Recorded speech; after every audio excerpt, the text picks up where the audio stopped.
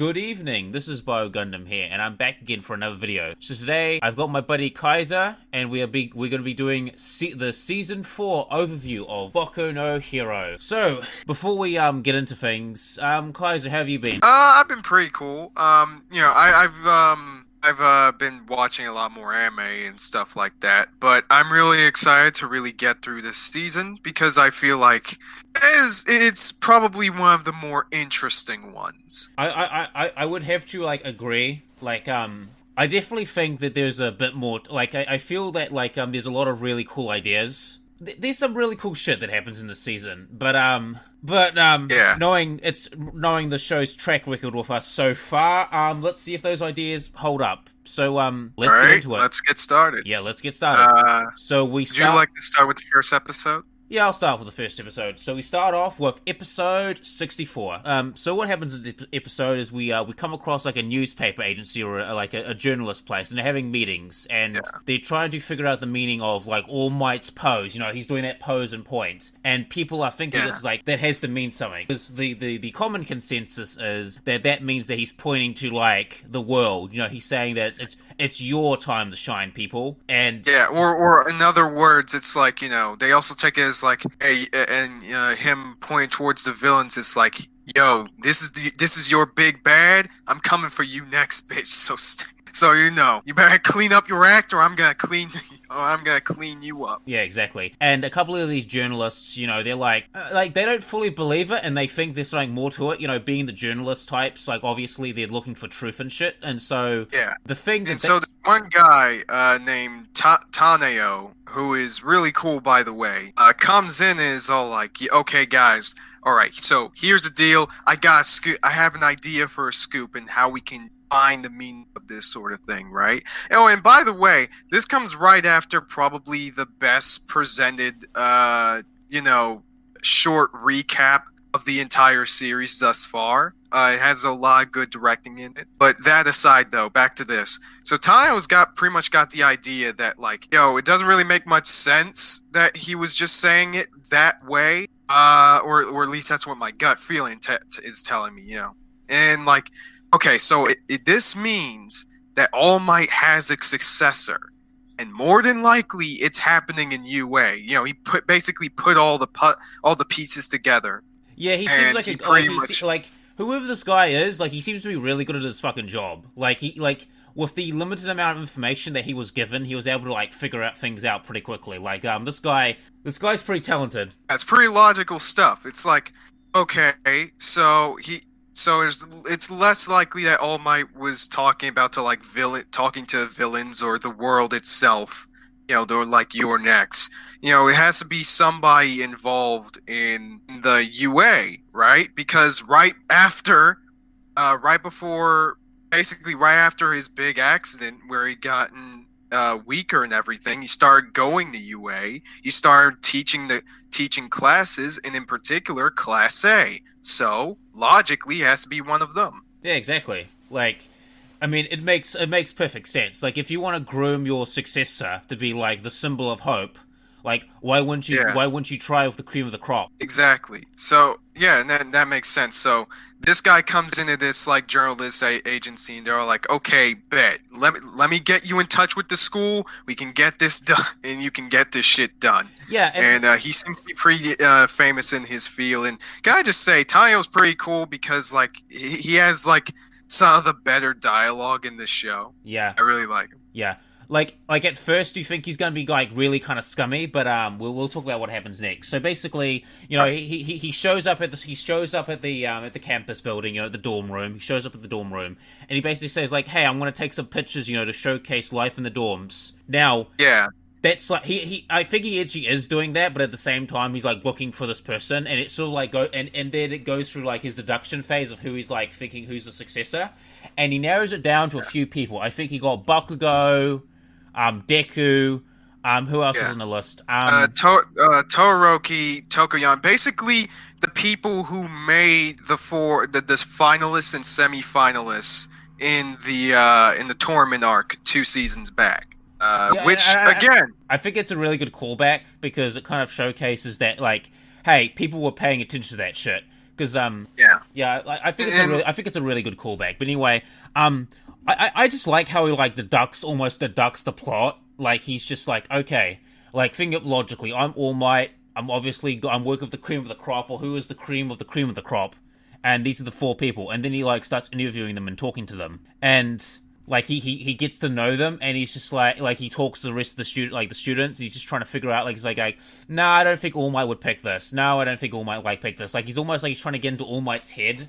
Or in a sense, like he's just like, okay, if I was All Might, who would I pick as a successor? And eventually, it gets narrowed down to Deku, and as of course it does. Yeah, and it seems to be implied that he was already he was basically his prime suspect, anyways. Well, because because suspiciously he has similar powers to All Might. Yeah, similar powers to All Might. Got rescued by him in the first season. Enrolled in the UA the same time he just became a teacher. You know, the stars aligning here, right? So that's basically it. Yeah. And so after probably the better of the recap of the characters and their quirks and stuff in the series, because it's presented as as a journalist thing. Makes sense. Yeah, I like that. Like, he's just going through the motions. Yeah, and granted, while I do hate the concept of recapping like this anyways, because honestly, of all the times, for anyone who does not know about fucking Boku no Hero of all things,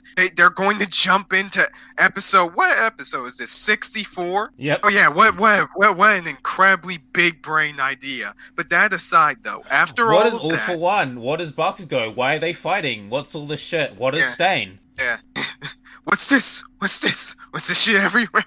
Oh, what is man. a quirk? It's crazy. Yeah.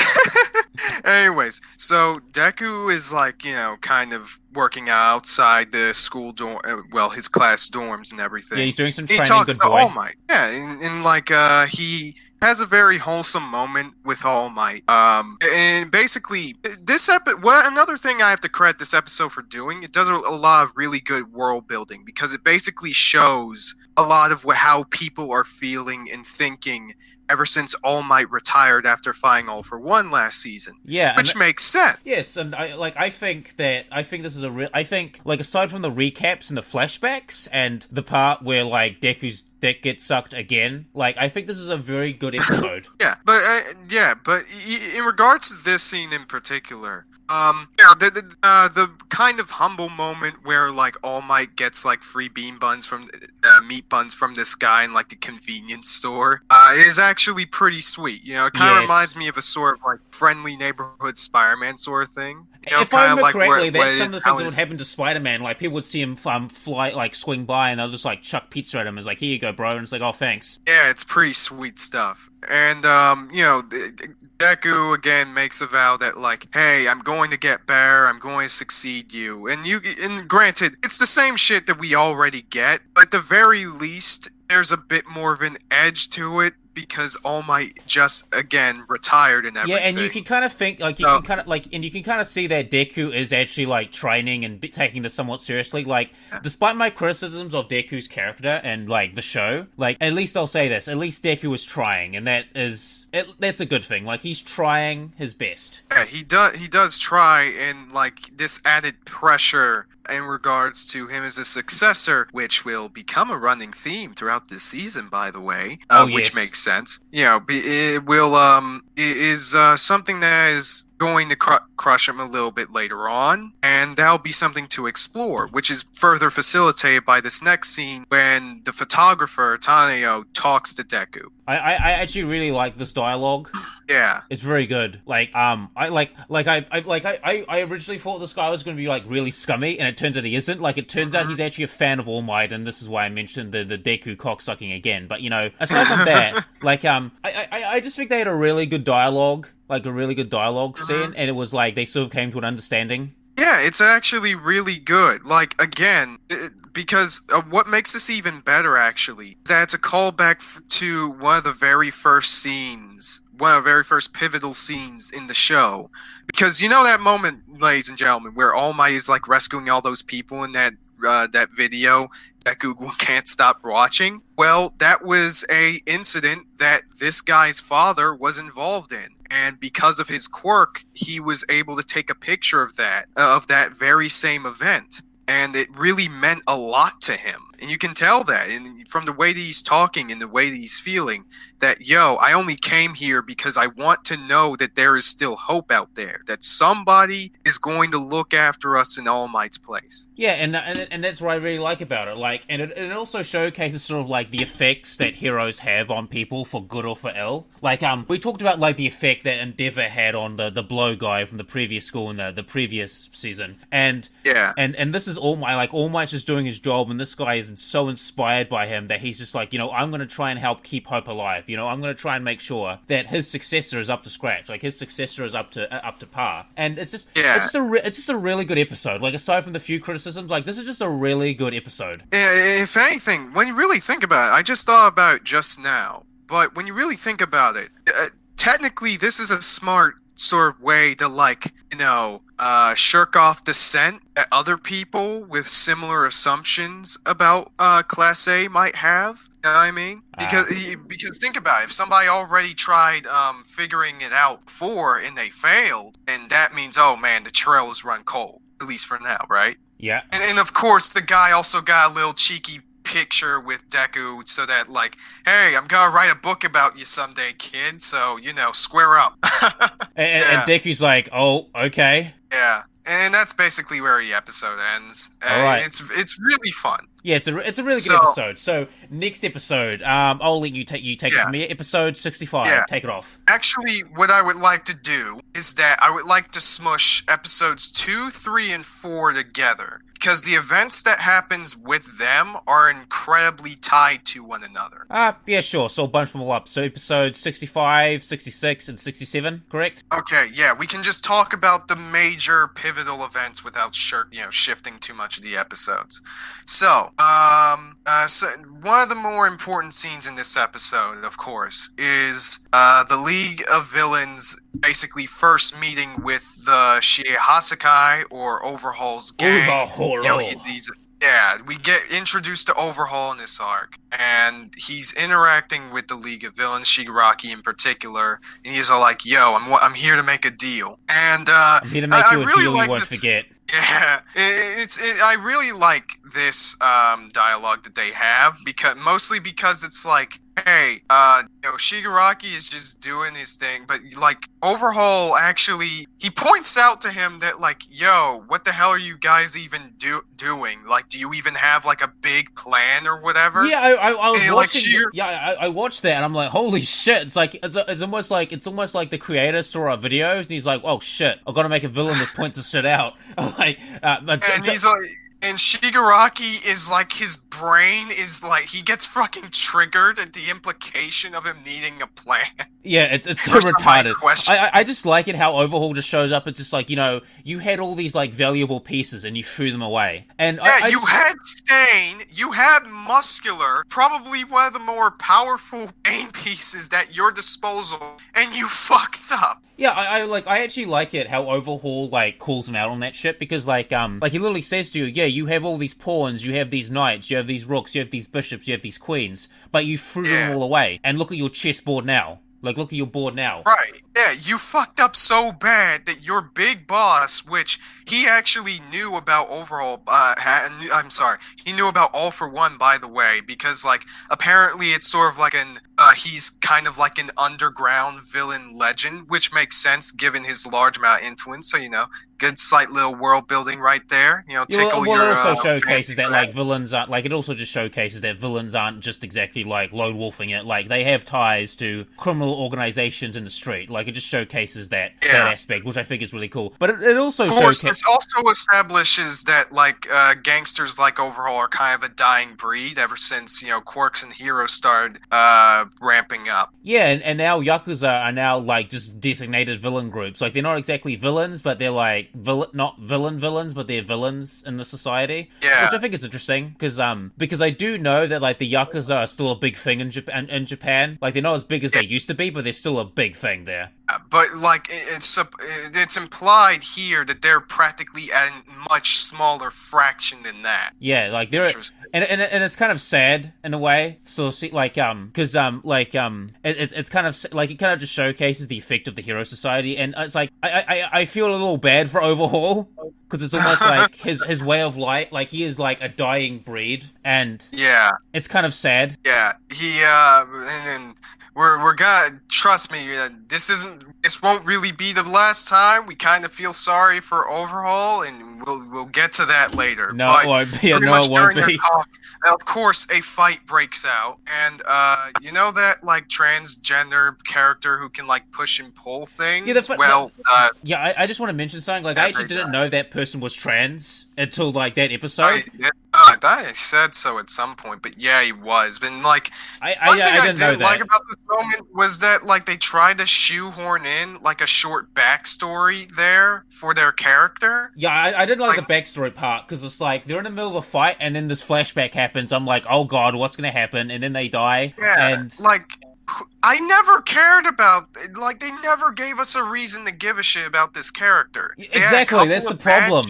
Yeah, they had a couple of bad jokes, and then, like, they were fighting a couple people, and then they barely interact with any of the other characters ever again, until this very scene where they die. Yeah, I'm just like, I mean, listen, I'll give props for, like, they had actually a trans character and I didn't know and they didn't, like, draw too much attention to it. Like, I'll give props to that, but, like, what I won't give props to is the fact that, like, we barely know this character and you put in, like, a fucking flashback just before they die. It's like it's like one of the arguments for Goblet Slayer why you should care about the kids. It's like, oh, if you don't learn their backstories, how are you supposed to care about them? But it's just like, ugh. Yeah, they barely even have a personality, but whatever. Anyway, the fight was actually, as a whole, was alright. It was actually pretty cool. It establishes Overhaul's powers, or at least certain parts of it. And he doesn't fuck around. And, yeah, he doesn't fuck around. He manages to kill one of the League, but also, you know, one of the League... Doesn't Mr. Compress, like, lose his arm? Yeah, Mr. Compress loses his arm. For some reason, wasn't able to use his quirk for a little bit, which we will find a bit later. Is yeah, didn't, like, Shigaraki, like... And then, if I remember correctly, like, Shigaraki, like, fucking tried to kill Overhaul, and then one of Overhaul dudes, like, jumped out, and, like, Shigaraki, like, fucking nuked him. Yeah. So after that, they're all like, okay, an eye for an eye, like, here's my card. If you actually want to do something, right? So, you know, and he just pimps out. Yeah. And it makes sense from, like, Overhaul's perspective. Okay, we've tried to kill each other. You've lost one. I've lost one. Like, even Stevens, all right? Like, let's not turn this into a gang war. And it's kind of like, and again, this kind of shows incredibly how pragmatic Overhaul is, because he didn't kill Magna until Magna tried to kill him, right? Yeah, for exactly. Insulting him. He wasn't even going to do anything, apparently. Yeah. So, you know, it's sort of like this sort of honor among thieves within the Yakuza that, like, yo, you don't fuck with us, we don't fuck with you. Yeah, like, if Magma didn't attack, like, Overhaul wouldn't have had to kill him. Well, kill her. Whatever. But, and it also showcases, like, it does also showcase how, like, okay, I've killed one of you guys, you've killed one of mine, we're even, let's not turn this into a gang war. Like, it still showcases that he's willing to, like, put aside his bullshit. He's willing to, like, because I've literally heard of situations where that's happened, and it's literally turned into an all-out gang war. So it sort of showcases that Overhaul is like, I don't want to fucking fight the League of Villains, because even though Shigaraki is a shit leader, I mean, he has very talented people, and they could easily fuck me up. So it sort of showcases that he is aware of Tomura and his... And also, and speaking of Shigaraki himself, it also showcases a very subtle change in his character. And, you know, because usually he probably would have still pursued Overhaul and tried to beat his ass, right? But when the other members were all like, no, we gotta fight for Magna, we gotta take him down, he's all like, no, you fucking idiots, we gotta wait. You know, we gotta anticipate what the hell is happening. Compress lost an arm and couldn't use his quirk for some reason. He was shot with something. Gotta figure that out. And then that's basically where that scene ends. Yeah, and I actually quite like it. And you can sort of tell that Shigaraki, like, you can tell that he's really annoyed. Like, you can tell that, like, Magma's death is affecting him, and he's just like, I think because he has so few troops now, I think he's actually slowly starting to care. Like, you sort of see a subtle change of where before he was willing to, like, chuck these people to the wind, he's just like, he now values them more because he doesn't have many left to sacrifice or spare. Like, basically, exactly. He starts to care more about his comrades, I guess. And you can see the temptation of him just to go up to Overhaul and fucking rip his face off, but he's just like, no, wait, I've got a better plan. I've got an actual plan for once. Right. It's a good start. Granted, it's a very simple If only he plan, could have done but that in it's a great season start. 1, then he would have killed Deku by now. Yeah. And, like, I don't mind him losing in season 1, but the fact that he just had that many resources and couldn't win just kind of... It doesn't sit well with me. But next major scene, we go back to UA, and Eraserhead was telling the class that, hey, he and the other staff were talking about you kids doing work study, which is basically when students sign up for differing agencies and have the students with licenses, of course, take an active role within patrols and operations that heroes accompany them on, by chaperoning them.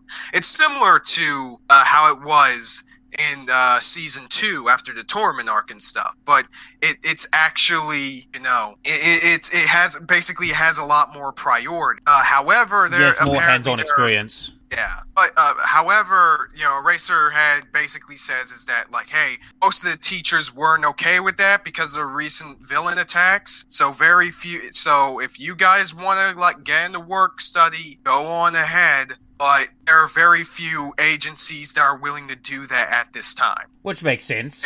Which makes sense. I mean, shit is, like, getting real. Yeah. And, like, Deku being Deku, always wanted to improve and all that stuff. Talks to Gran Torino Gran Torino is all like, yo, talk to All Might, dude. He's got all the connections. Like, what the hell are you calling me for?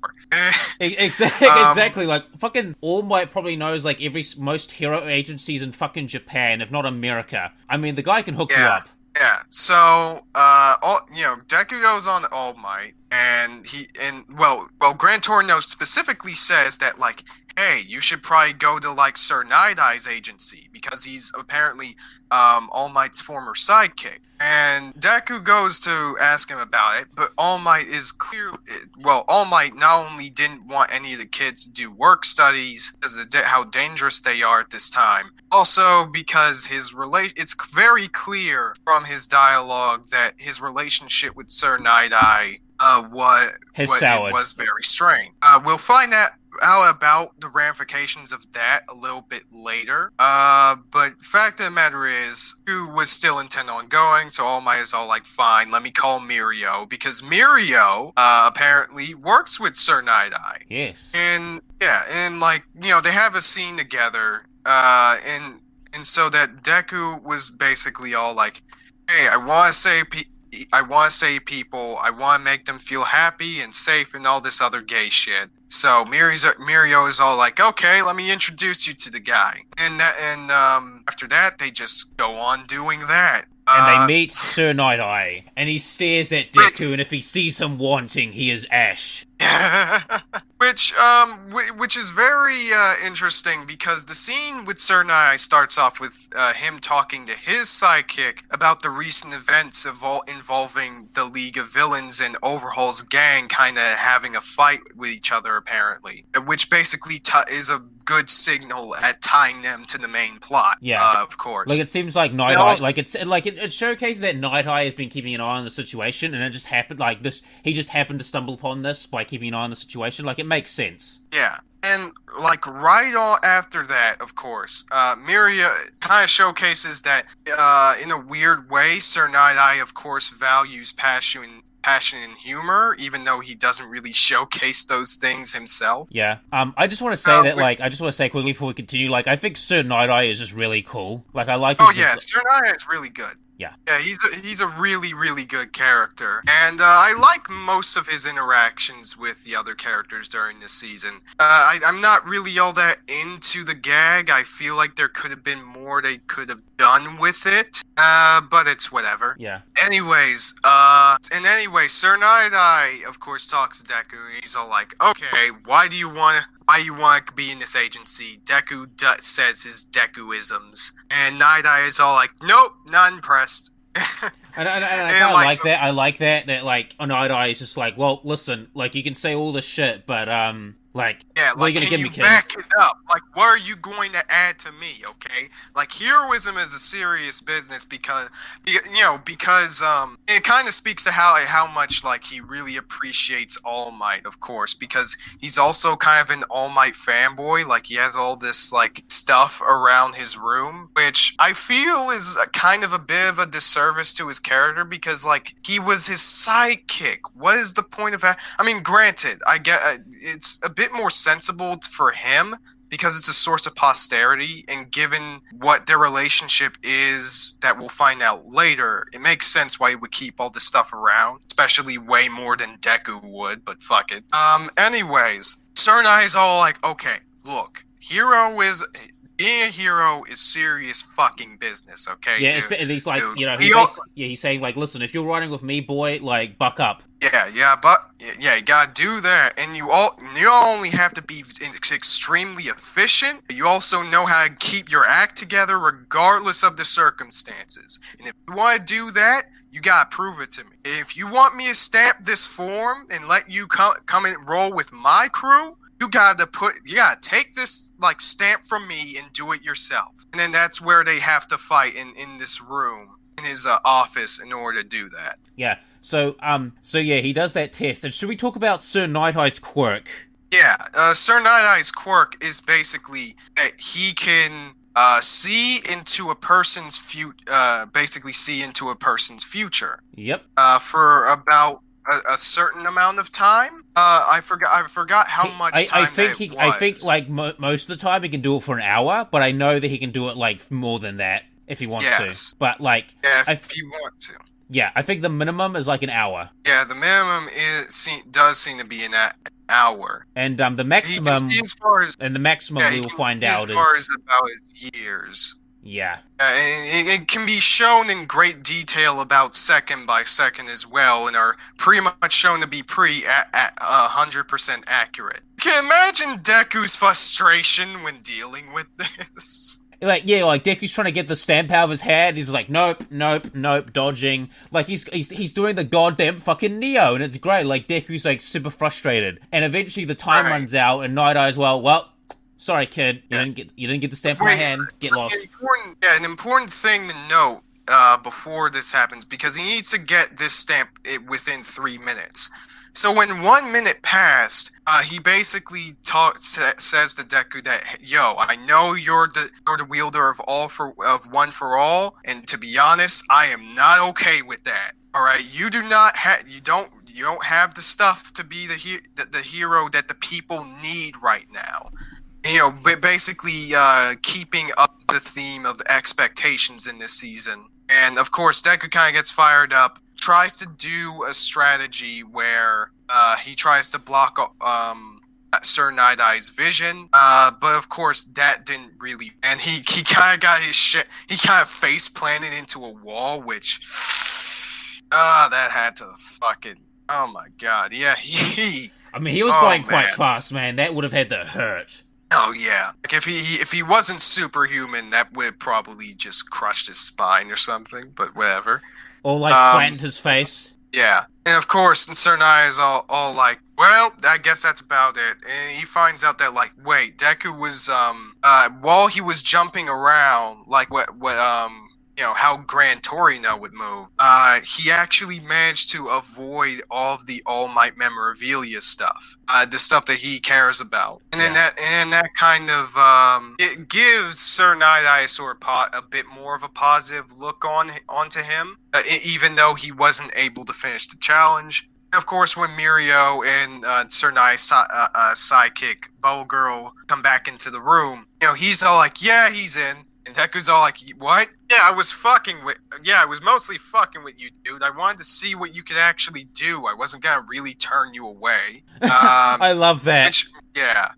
Which makes sense, honestly, because there are very few people that are in his agency anyways. But yeah, and also... But also, he's not going to fucking turn down, like, All Might's, successor. Like, he isn't going to do that, because he's an All Might fanboy, and he worked with All Might. But also, I think it makes sense that he, he wanted to put pressure on Deku to see if he could mount up. Like, it wasn't if he passed or failed. Yeah. It was to see how he would, it was basically, in Night Eyes...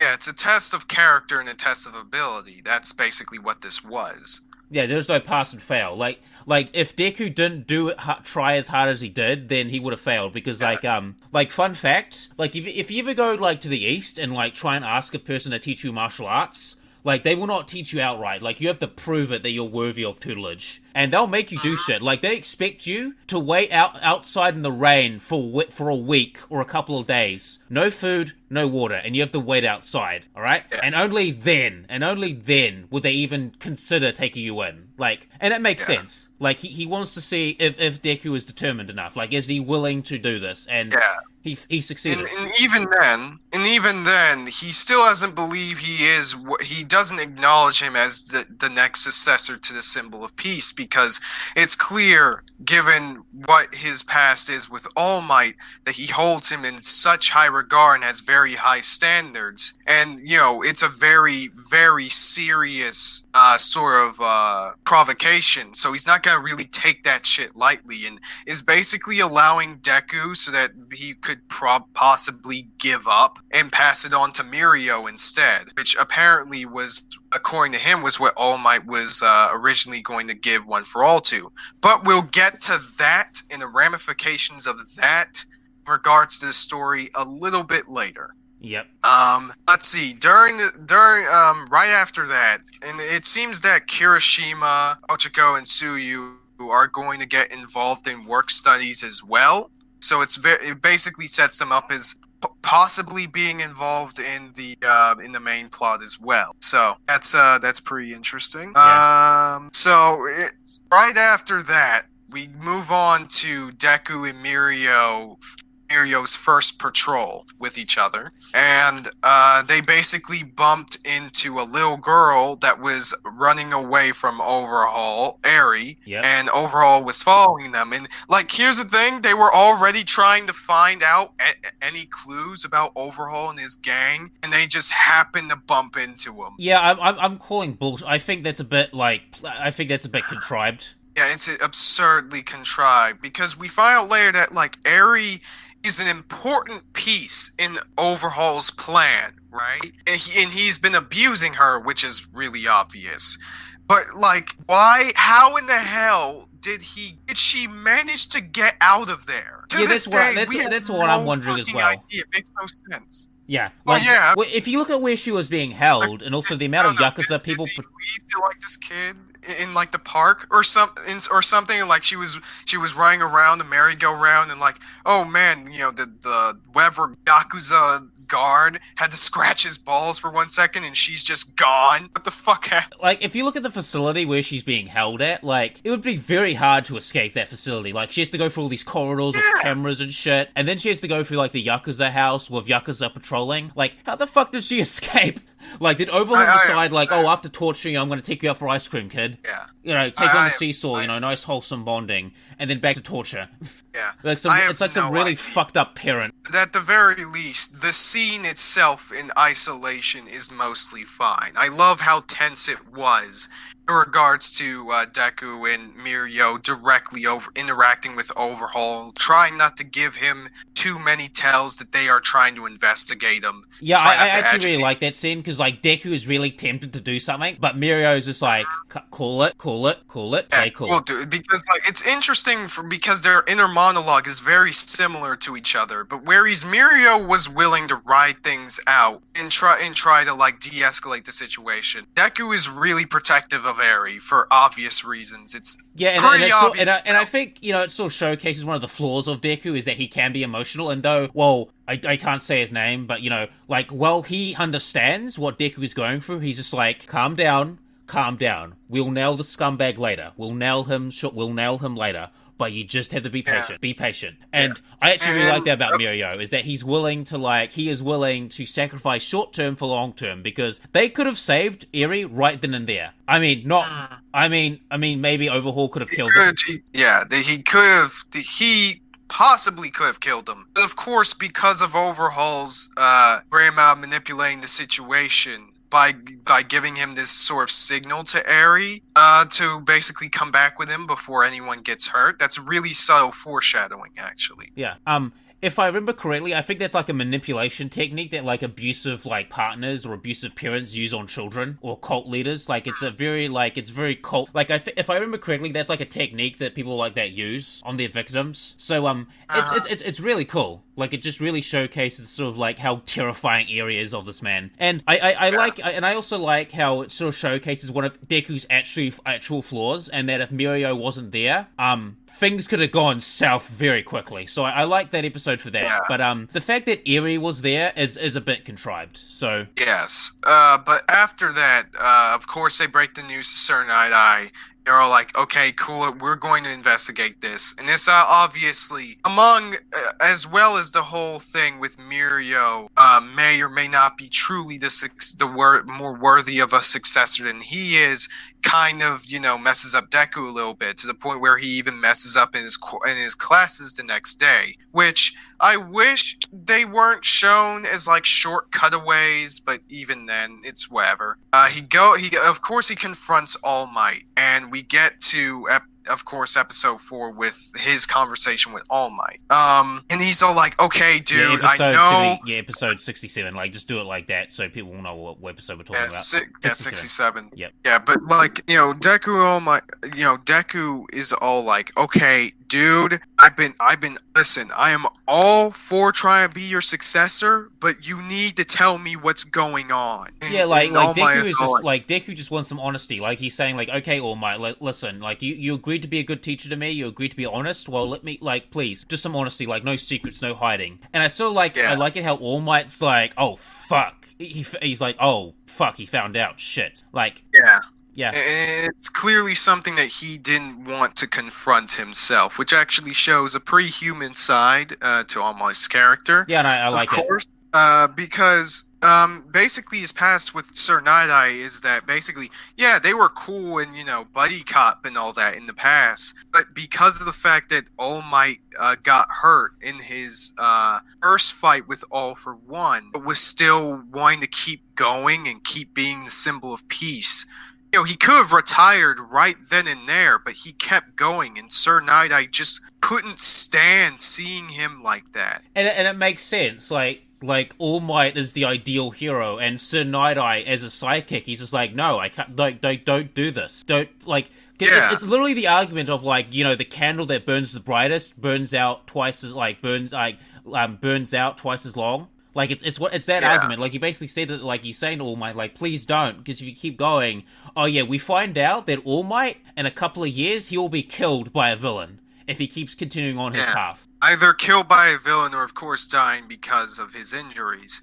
And, which makes sense because, Sir Night-Eye's quirk and everything, which basically gives a whole new level of sort of fatalism to All Might's character, because All Might as a character is, of course, at his core, when it comes to the fundamental theme of the character, is about the weight of the symbol. The weight of being, basically being the Superman, the symbol of hope and peace in this world. Because he holds it into so much high esteem that he is willing to sacrifice his own health, his own relationships in order to keep going with that. Even though, in all intents and purposes, he could have retired right there and passed on his quirk.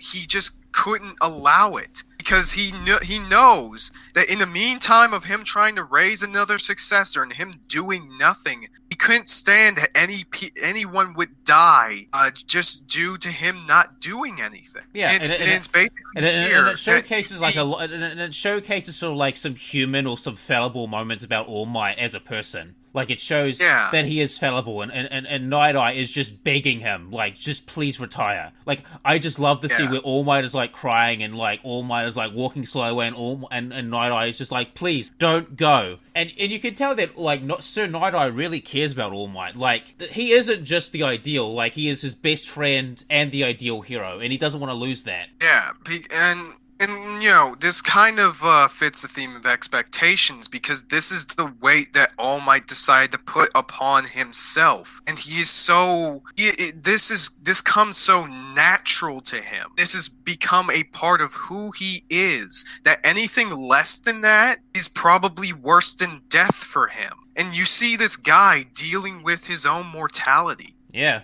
Which is very interesting. Yeah, of course, he literally says Deku, like, yeah, if I, like, he said I expected to die in that second fight, but I didn't. So now is not the time, but it will be soon, and you need to step up, Deku.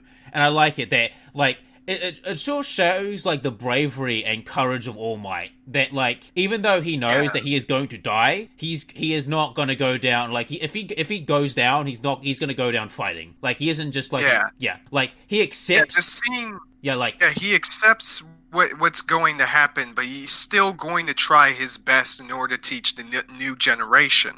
Just the sort of, you know, compromise that he puts forth as a result of him being retired and not being able to fight anymore. Yeah. Which is very interesting. It kind of flies in the face of the common concession that, like, oh, All Might should have died last season. It's like, I don't know. Ultra. Like, no. But, like, even then, like, if he had died, you wouldn't have interesting stuff like this. Yeah, and also, like I said in the addendum video, like, All Might doesn't have to physically die in order for, like, because it's the symbol, right? Like, anyone can be the symbol, and All Might's the current symbol, and All Might as a hero is dead. All right? Yeah, as a hero, he is dead, and everyone knows it, and everyone is wigging out and reacting to this fact. So you don't need the dude to die in order for it to have that effect. And you get this really wholesome scene where Deku is even more motivated to be better and live right by the power and gift that he has been given. Because, like, he sees what All Might is willing to sacrifice. I mean, dude, like, this guy is willing to sacrifice it all. I'm like respecting his character. Like, holy shit. Yeah. But of course, in regards to Deku and the power that he has been given, this is where we need to have a big conversation. Because, you know, of course, we get down to brass tacks where, okay, All Might knew about Mirio prior to the story, a bit prior, around the time where Ezu was suggesting to him that, hey, you can come to UA, you can teach one of these kids, and you can make one of them your successor. Sir Night Eye already had Mirio's number. But around that time, All Might met Deku, decided to give him the powers instead. So, what do you think about this, Bio? I want to hear your thoughts on this. I think All Might, like I said in the addendum, it's a gut reaction. Like, he saw because Night Eye was sitting up Mirio, and he was like, okay, this guy's cool.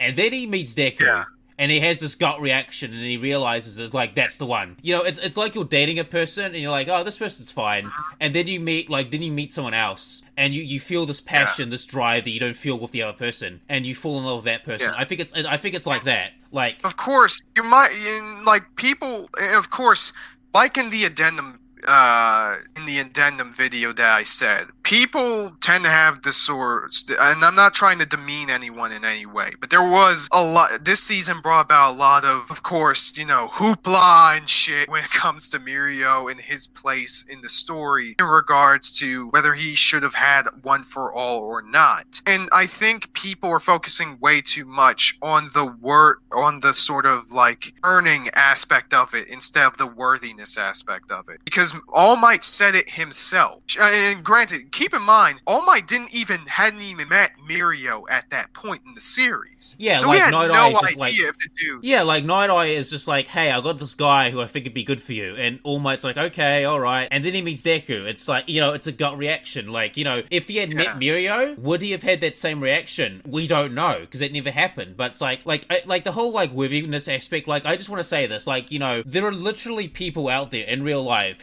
started out from nothing and then became something, okay? Like, it wasn't about worthiness. Like, some of these people come from, like, some of these people that I'm talking about, like, for example, like, Francis Drake. The guy was the son of a yeoman, alright, of a yeoman, and he became, like, in, like, 20 or 30 years, like, Queen Elizabeth I's personal fucking pirate, okay? Right. You know, son of the yeoman. Like, alright, like, was he worthy of that shit? Fuck no! It just happened. He became worthy of it. And besides, like, this was, in the first season, Deku showed his strength in character, and, like, even All Might said it himself during that scene. Of course, there are a bunch of people in the world that are way more qualified for the power than All Might is. But that doesn't mean that Deku is any less worthy of the power, because he still has the fundamental thing that is necessary to carry that responsibility. Yeah, and, like, here's the thing, like, what happens if, say, someone gave the power to someone else and that person became a villain? Like, there's also that aspect as well. Like, say, for example, like,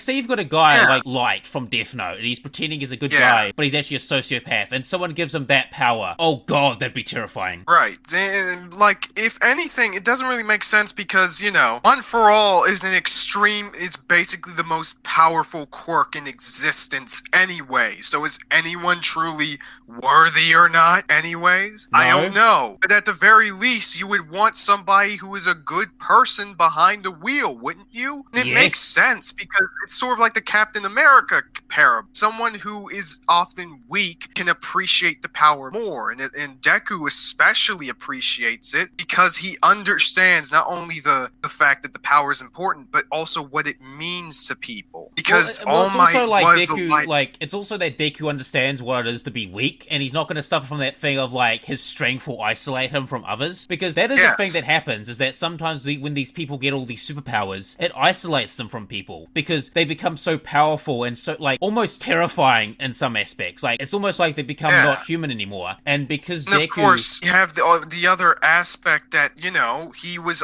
just like All Might when he was a kid, and he wanted to become the symbol of peace. So if he could make it, then he had it in his mind that Deku could. Yeah, so yeah. It's not like the show doesn't acknowledge how much of a big gamble this is anyways. He knows this is risky. He's willing to take it because his personal motivations and his personal character flaws makes it so that he is able to think that way. So I don't think that bringing Mirio into this sort of situation here contradicts anything at all. In fact, I feel that it adds to it, gives more weight to that. Well, it adds to the dynamic, the fact that All Might was looking for someone, alright? He was looking for that person, and he eventually found it. You know, he found what he was looking for. He found a good successor. Now, whether Deku was the most qualified or the most worthy, it doesn't matter. Like, because if he becomes the symbol of hope, because there are literally people that start out from nothing and become something. So, like, it isn't about, like, being, like, not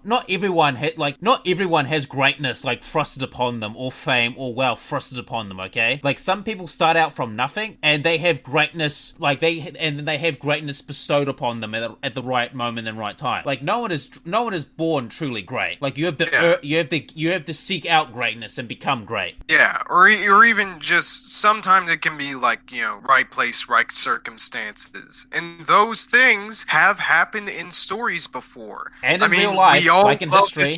Not even just in history, in fiction as well. I mean, we love the shit ass Spider-Man. He got his powers by complete fucking accident. Light Yagami is one of the best shonen protagonists in existence. He got into Death Note purely by accident. and gained a god complex and maybe became a Shimagami. We don't know. Spoilers. But anyway, point is, this episode, these couple episodes work really well. And again, Mirio's inclusion in the story doesn't contradict or retroactively, you know, makes less sense of All Might's decision. So we move on to episode 5, and I pass the baton to you, dude. Yeah, I think it's episode 68. Like, just make sure you keep up with the episode things so you keep track. So episode 68, we come to a scene of two villains, like, fighting it out, and they both got, like, supersized quirks, and they're, like, just fucking up the city. Some heroes move on to it, and we get some foreshadowing that there's some drug going around that increases the capability of quirks, and that's important, people. So keep that note on. Yeah, you got, you just like take that scene and put it in your pocket because it's gonna be important later, kinda. Yeah. So Shigaraki, or Handsman, he makes his way to the meeting with Overhaul. They chat to a bit, and Shigaraki basically says to him, "I couldn't use my powers, like because Shigaraki notices like this red thing, like that nearly hit him. Because if you remember correctly, that red thing, or the thing that stopped Mr. Compress from using his powers, like it nearly hit Shigaraki, and Shigaraki gives him the thing, and he says like, okay, what is this? Like before I agree to do anything with you or work together with you, tell me what this is. Like tell me what your plan is. This plan." And this is another sort of scene that showcases Shigaraki's evolution as a character, in that he's actually able to negotiate now, like way better than he did, like especially in the previous season. He's actually able to take into account the situation around him and actively try to capitalize on them in a reasonable fashion. Yeah. It also showcases how incredibly careful and how the Hasaikai operate. Because they're so careful about who they talk to and how they get around that they literally needed Shigaraki to walk around for like an hour in various areas before coming to the talking place. Yeah, which makes sense. It just showcases these guys don't fuck around. They're professionals. They know what they're doing, and it shows some good world building, because it's just like, well, how are these Yakuza groups able to keep how are these Yakuza groups not like dead yet? And it basically showcases that's how, like, they're getting by. Yeah. And it's shit like this that allow them to get by, which sure showcases like the resourcefulness that these people are willing to get to. Like, they don't have as much power as they used to back in the good old days, but I just think it's a really good episode. They have a really good discussion. After that, you get Kirishima teaming up with one of the big three in UA. Yeah, and Fat Gum. Yeah, Tamaki and Fat Gum. I actually like Fat Gum. He's kind of cool. Fat Gum is alright. A bit kind of too simplistic for my taste. I cannot stand Tamaki. I just can't. I like his power. His power's cool. Yes, it is. But his dialogue is just bad. Yes. Because I understand what they were trying to do with, like, this sort of gag they have, because every fucking character in the show has to have a gag of some sort, apparently. Where it's like, he kind of, like, he's just so emo that he can't stand people that are, like, really positive. Yeah, he's more emo than the protagonist from Persona 3. Like, he's more emo than that guy, and that guy was pretty emo. Yeah, and like, I understand how this could be funny, because Oriki Hotaro is one of my favorite characters, and he's almost the exact same way. But here's the thing, it's in a show that actually has comedic timing. So you know how this could easily turn into him being an annoying asshole, right? Yes, and it's like I usually just ignore his dialogue and jokes, because he just doesn't really add anything. Like, it's just like emo bullshit. It's really, really not funny, honestly. And this is how we're fully introduced to him. So it's like, it's whatever. But like, during the scene, of course, Fat Gum and them encounter some thugs. Yep. Some of them get captured due to Fat Gum's quirk. Yep. Which basically allows him to absorb things into his massive body. The dude's a massive leg. Yeah, he's a big chungus. He's a big fucking chungus, dude. Godzilla can slap the shit out of this dude and he would tank that shit. Yeah, he's a big chungus. That's his quirk. He's a big chungus. Yeah, big chungus, the quirk. I'm surprised. I'm not sure if there are any memes about that anywhere. There probably are. It's Boku no Hero. Of course, there's too many memes, damn it. But like, listen, if they don't have it, we'll just make it. I'll just make it myself. You're just gonna write that shit in MS Paint. Yep. Oh my god. But anyways, so the other gangsters get captured, and one of them, who were standing in the sideline, shoots them with a gun filled with the quirk nullifying bullets that Overhaul was using earlier, which basically syncs up with the dialogue that Shigaraki is telling telling them where, hey, they've been distributing this drug and they've been testing it out. And they're all like, everybody's like, holy shit, what's going on? And so Kirishima blocks one of the bullets and it didn't affect him because, hardening quirk and shit. It affected Sun Eater, which basically establishes how they are in regards to this situation. So Kirishima goes after this guy and they have a really cool scene. Yeah. And I love the dialogue and interplay between the dude and Kirishima here. Yes, it's great. Kirishima is all about, being manly and all this other shit, And like he's talking about talking to this guy who wanted to save his friends, but of course is he's pussying out of it, like he's going halfway. Yeah. And it just shows like an interesting contrast between their characters. Yeah, and then this guy takes like a superpowered drug and goes wild, and then we get Kirishima's new move, Red Riot, Unbreakable. Yeah, and he gets harder. So hard. Oh my god. And I love the sound design and detail that they add in the anime as well. Or like, because what Unbreakable basically is Kirishima just hardening 100% of his body, and it hardens it to the point where his body just kind of creaks whenever he's moving. Yeah, and it looks really fucking cool. Like, if you look at the thing where he does it the first time, because, like, I saw a picture of it in the manga, like, it looks awesome. It looks really cool. Yeah, it's fucking dope. And of course, Kirishima managed to, like, knock down the guy, and he saves the day. But it also kind of shows an interesting contrast between their characters in just this short interaction, because Kirishima does feel a little bit, sort of dejected because of how far some of the other characters in his class have been progressing due to how varied their quirks are, and his is just so simple. He has his own doubts, and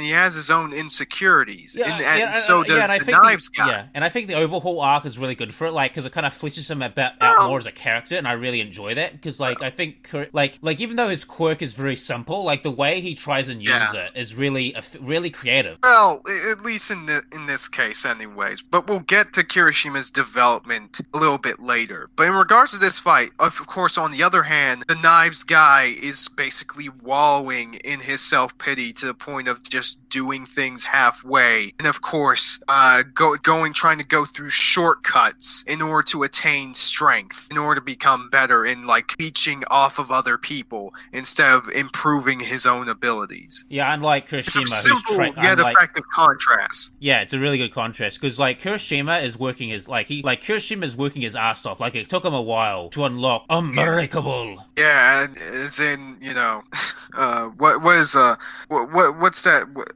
What is it? Freaking, I'm blanking on the name of a condom.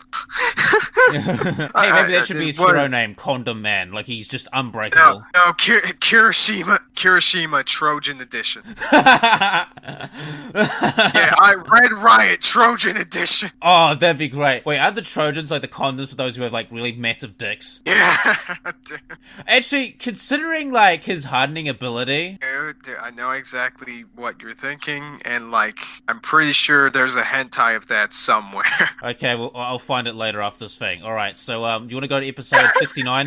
You're gonna cut that. Oh my god! Oh my... They have a meeting with, like, a bunch of, like, pro heroes and shit. They sort of talk about the situations. They talk about, like, sort of, like, what information they've gathered so far. And it turns out that, the guy the previous night isn't the only guy they've encountered. Like, they've encountered several other people with these bullets and stuff. They've been noticing, like, some activities between Yakuza. Like, they're noticing that some shit has been going down. And another thing is, they notice that in the bullets contain, human DNA in them as well. And that gets Deku and Mirio's brain clicking of, like, oh shit, like, that girl was being harvested, and parts of her being put on those bullets. And, like, Night Eye finds about this, and all these heroes find out about this, and, like, whoa, that's fucking disgusting. Jesus, alright. Yeah, we need to fucking do something about this shit. Yeah, and it's sort of like them just going through, like, plan of attack, like, where, like, they're trying to figure out where this, hideout is. And they're just going through, like, plans of attack and stuff like that. And I really like this scene, like, it's good setup. Like, we get introduced to a couple of pro heroes. Like, one of the pro heroes, I think it's Rock Lee. Yeah, Rock Rock. He's the he looks Brazilian or Okinawan. Yeah, it's somewhere between the two. He looks cool. Don't really care all that much for him, but he's he's alright. Like he's like, I don't know, why do we have two kids? Like, because I think Froppy is there as well, and Uchacha, because like the hero agency gets called to it as well. Like I think Rock like the Rocklock dude, he like raises concerns that there are children here, and he doesn't want them to get like he acts like a bit of an asshole, but you find out a little later that he's just concerned, he doesn't want them hurt, which is understandable because apparently he's got a kid as well, and I guess I guess some of his like paternal instincts are like he's just concerned for the students because they might be getting up and doing shit. So it was a pretty good episode. And it's just like Deku and like Mirio like just sort of going how they, because if I remember correctly, like Mirio and they're like saying how they failed, like they should have saved them when they're good, and like how the heroes are being like, hey, you did what you could, and it's just like it's just a really good like setup episode. Yeah, their inaction had consequences there, and of course it's really felt. However, I feel that this, while it is pretty good, it sets a little bit of a bad precedent when it comes to the focus of the arc, and we'll get to that later. Yeah, we'll get to that when we get to that. I want you to keep this in mind because it's very, very important. By the time we get to it, I want to make sure that I'm able to explain this without sounding like an asshole. I'm pretty sure majority of the people that watch these videos, all 10 of them think we're assholes anyway, so it's fine, who cares? No, I don't.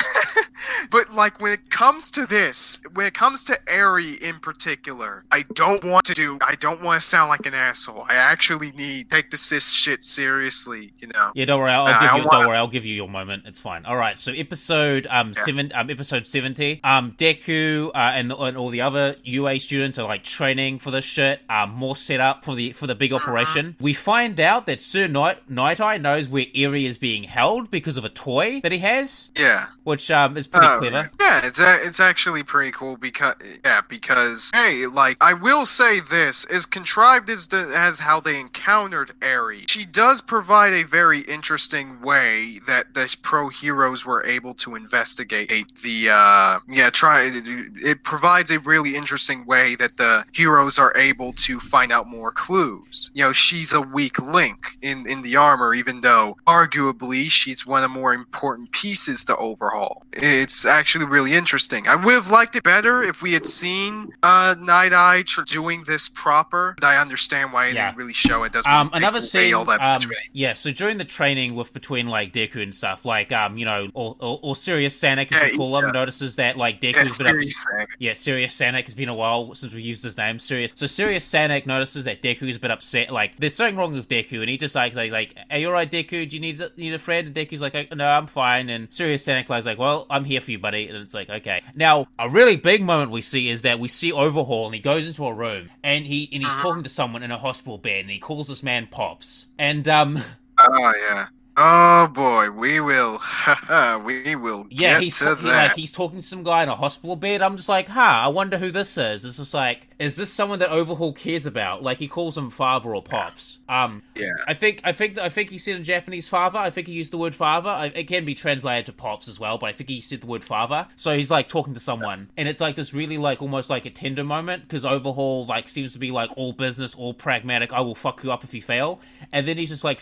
almost like this vulnerability, like this moment of vulnerability where he's talking to this guy and he's just like, it's gonna be okay. And you kind of wonder, oh my god, what happened to this guy? Right. So they through their investigation, the heroes basically have enough grounds to basically raid Overhaul's house basically the next day. And we pretty much kind of just breeze through this sort of thing. They want to really get into this, which is fine for the most part. I wish there were a bit more elements that they could have used in preparation for this shit. I mean, this season is pretty damn long anyways. So they could have just had maybe a couple other episodes where there was some interesting stuff. Maybe we can focus on some of the other characters so that their arcs maybe would be flesh more out the satisfying. Yakuza more. Because, like, flesh out the Yakuza a bit more. Because, like, literally when they show up, the Yakuza's like, what are you doing? You don't have a license. And they're like, no, we have a license. Fuck you. Don't resist. It's like, maybe they could have fleshed out the Yakuza more. Like, the grunts. Because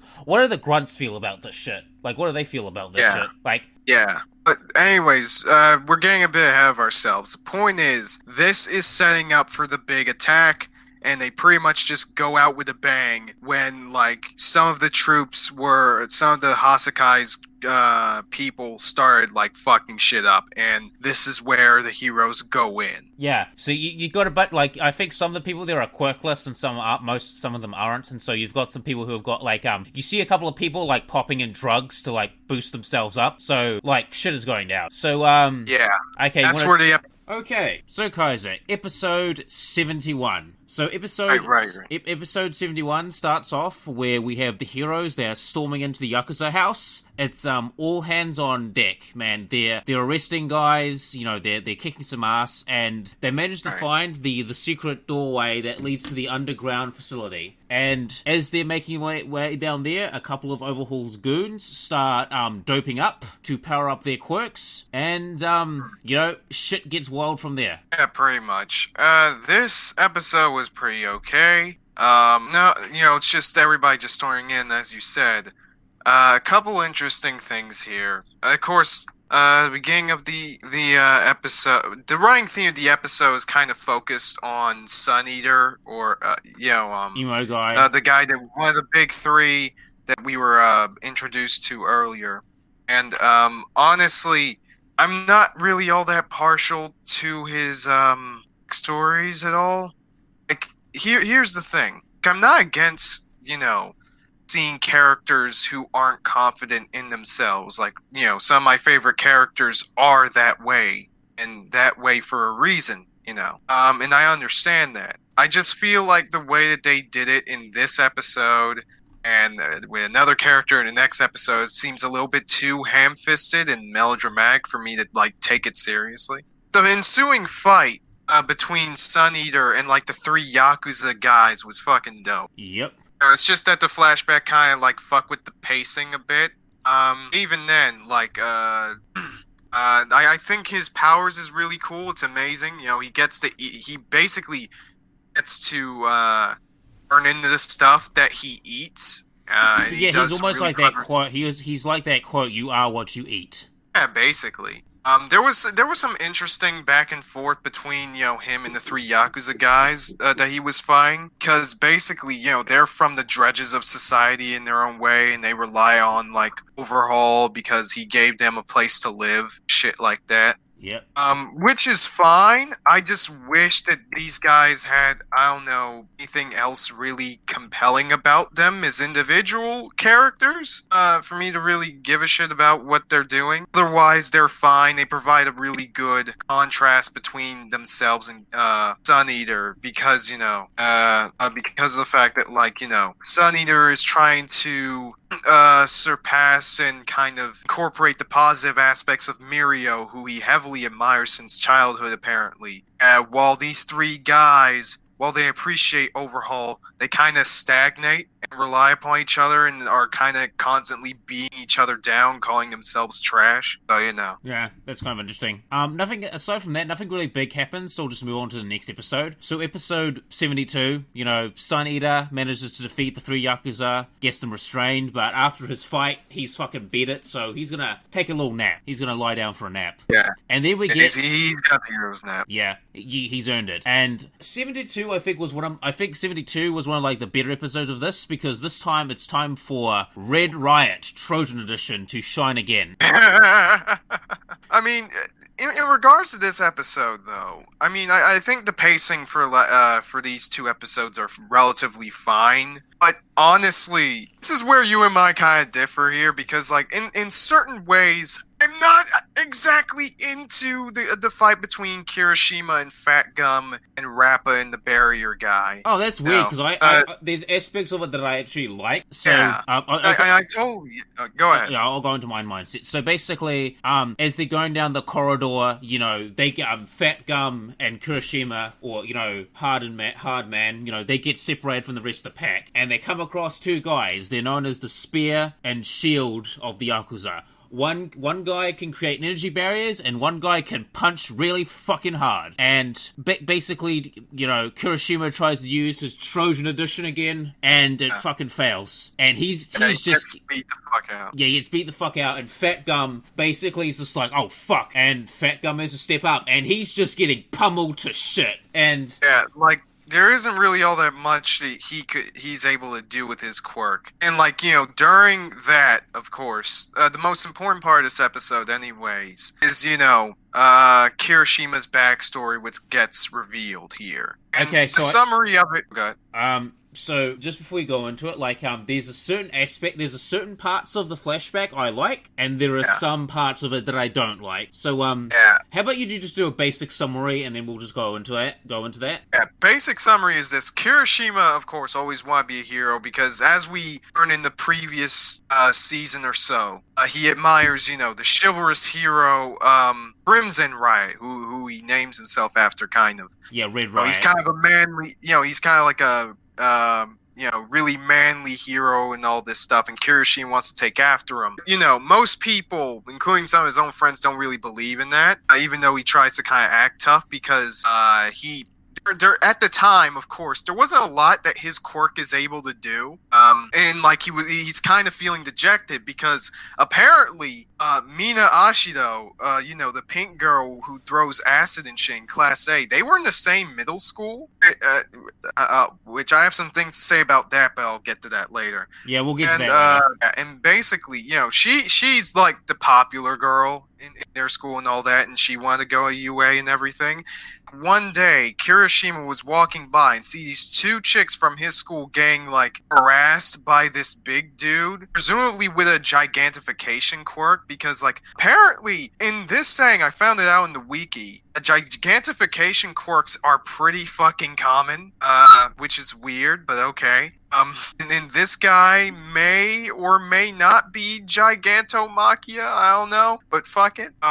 He was trying to find some hero agency or whatever. And like, Kirishima tried to go in, but he couldn't. Like, he was so fucking scared that he couldn't even move. So, Mina came in, all brave and stuff, granted, scared shitless, and just directed the bad guy away and saved the girls. Kirishima felt really bad about that. He was at his home and is very close to giving up on his dreams and everything, until he kind of stumbles upon this tape featuring Crimson Riot. And like, the speech from Crimson Riot was pretty cool, because basically it was in him in an interview. He was saying, like, and then they asked him, "Hey, are you ever scared of what you do?" And then Crimson Riot's all like, "What the fuck are you talking about? Of course I'm scared. I do this shit because somebody has to. I can't stand the sight of people dying. That shit's fucked. So I'm gonna do something about it." And Kirishima, he kind of gets his balls become heavier after that, and he decides to work hard to change himself, and that's basically the backstory. Yeah. So the thing I kind of like about the backstory, the elements of it, I like it how it shows that Kirishima, he's trying to be like that badass, but can't be. And, like, he's deterred. And then he finds inspiration from his hero again, and he realizes, he's like, oh shit, my hero is just like me. He gets scared, but he doesn't let it stop him. Now, where I don't like the backstory is where we find out with the, the pink chick, and apparently they went to middle school together. And because they were in mine. Yeah, this was never foreshadowed before. I looked at every single interaction they had prior to this moment in, like, all the previous seasons. They barely ever talked to each other. You'd think, since they were, like, knew each other back in middle school, I mean, granted, they weren't best friends or anything, because, she was a popular chick and all that. But you'd think there would be some interaction there, seeing as how, they were in previous schools. It's not like with Deku and Bakugo, who were kind of on bad terms at the very start. These guys are relatively cool with each other. They're not, like, close friends, but they're acquaintances, or, like acquaintances, I think is a good word. Yeah. Like, they're acquaintances. Yeah, they're acquaintances, so you'd think that, two people who know each other, kind of, go to a new school together, they would kind of hang out a lot, it's kind of like a natural thing. Yeah, and that's my problem. It's like, where the fuck did this come from? And then when that Gigantor guy showed up, like, everyone's frozen in fear, and it was like, oh shit, where's a hero? Where is a hero? I'm like, what I don't like about that part is it basically showcased that this society, without a fucking hero around, like, no one's gonna do nothing. And, like, I don't know. And to be fair, it kind of sort of makes sense, and then, like, that's something that is called into attention within the show. It's kind of like the same thing with, like, how cops are viewed in real life, and, aside from current events, which we're not going to get into, because this is PC, ladies and gentlemen. But, most of the time, most people, it's like, hey, something crazy is going on, and there's law enforcement, and there's people who should be able to take care of this, so I'm not gonna get involved because I don't know what's gonna happen to me. That's how most people operate in real life, so I don't really blame that, honestly. I'm just surprised that there wasn't really a hero around patrolling in that area, because it seems like a pretty urban area anyways. Yeah, so it doesn't really make sense. Aside from everyone panicking, like, this guy's a big dude. Like, why the fuck isn't there a hero? Like, it's just like, there's a big dude stomping around. I should probably check. Probably not. It's weird. Yeah. Yeah. I just find that scene really weird. Like, I like what it leads to. Like, I like it how it leads to, like, his development as a character and us showing, like, a bit of his development. But, like, this, like, the destination is great, but the journey absolutely is shit. There was no setup to this. Because, okay, I think we talked about this at length prior to this in, like, the previous overviews and shit. Yeah. Basically, how character development is supposed to work. Because, here's the thing. If you saw this episode and was tasked to, come up with this sort of, this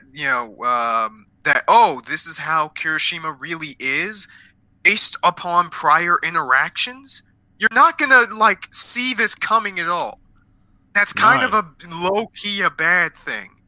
Because Kirishima, is pretty gung-ho at the start and didn't really have all that much, like, insecurities. Not to say that he shouldn't insecure on the inside, or that these things can't be, sort of dredged up in later events. That's not what I'm saying. What I'm saying is, in order for this to have the impact that they clearly want it to have, there should have been some much more substantial hints or interactions that lead to this. Because the best part about character development is looking back to prior events, and see how the stuff we learn about them later on recontextualizes those scenes. And yeah, what Kirishima's backstory does recontextualize what we see previously. You wouldn't be able to guess that is where the trajectory that his development is supposed to go. You know what I mean? Yeah.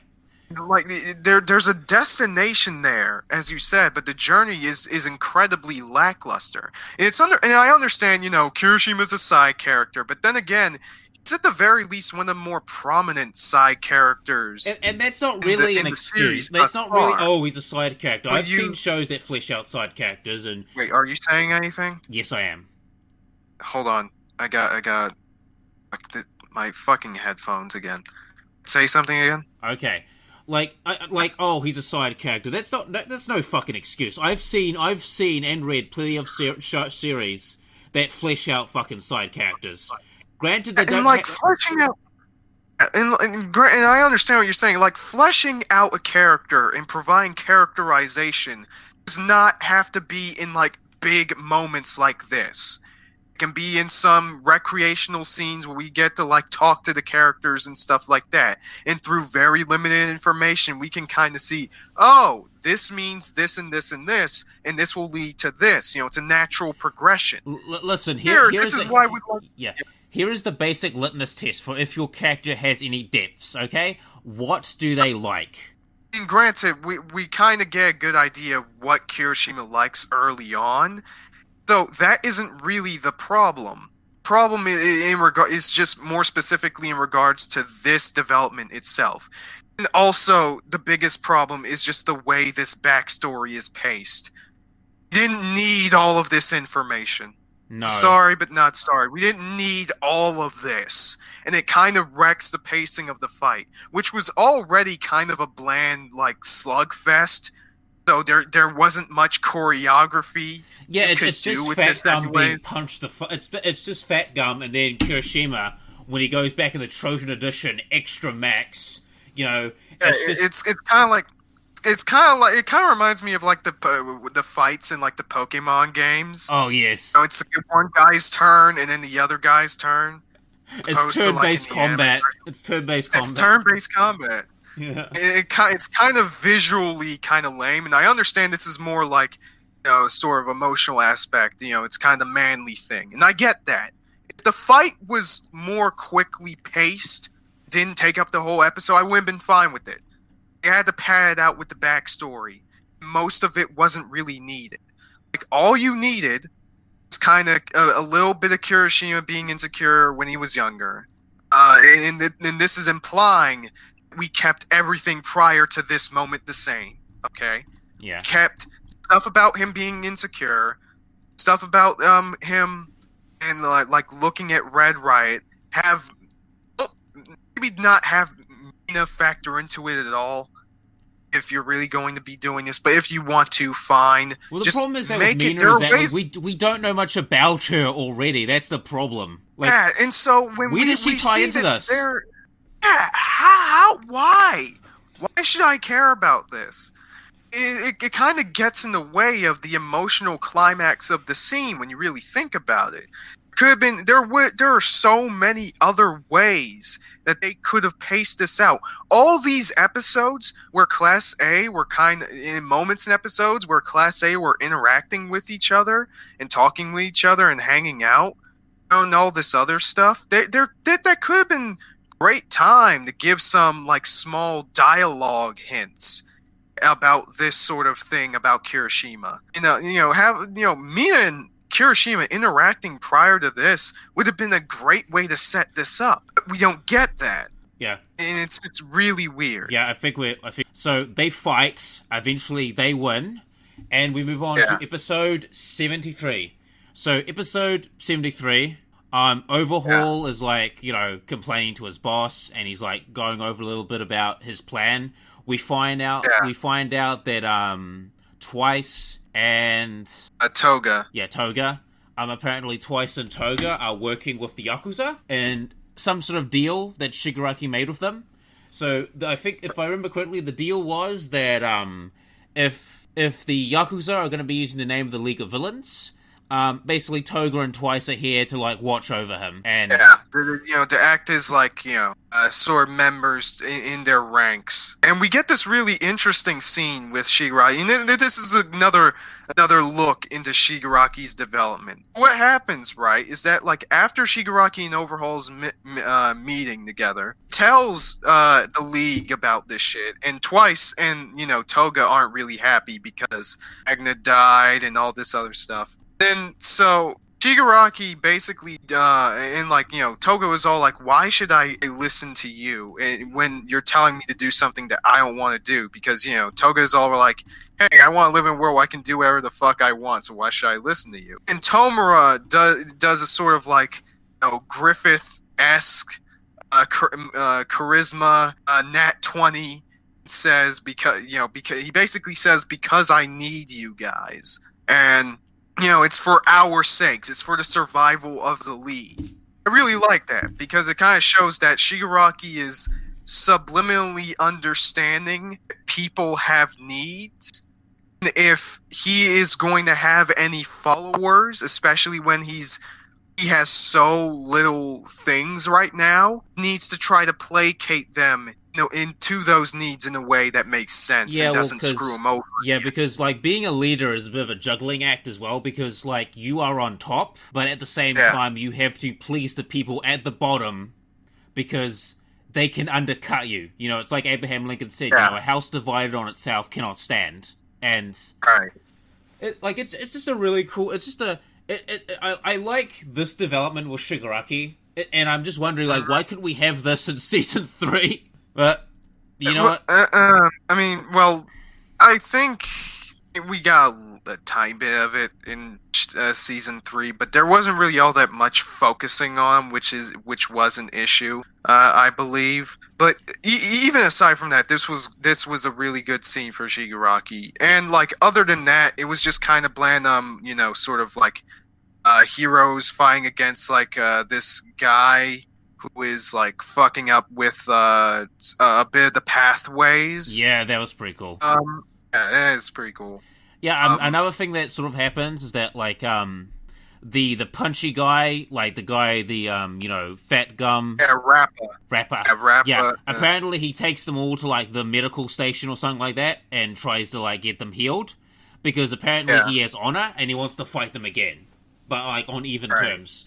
I thought that was kind of interesting. Yeah, Rappa is definitely one of the better of the, they call it the 8 bullets of the Hasaikai. He's one of the very few ones that actually has some interesting characteristics and characterization. Yeah, he likes to fight and shit, but like, you know, he wants to fight Kirishima again, but this time just 1v1.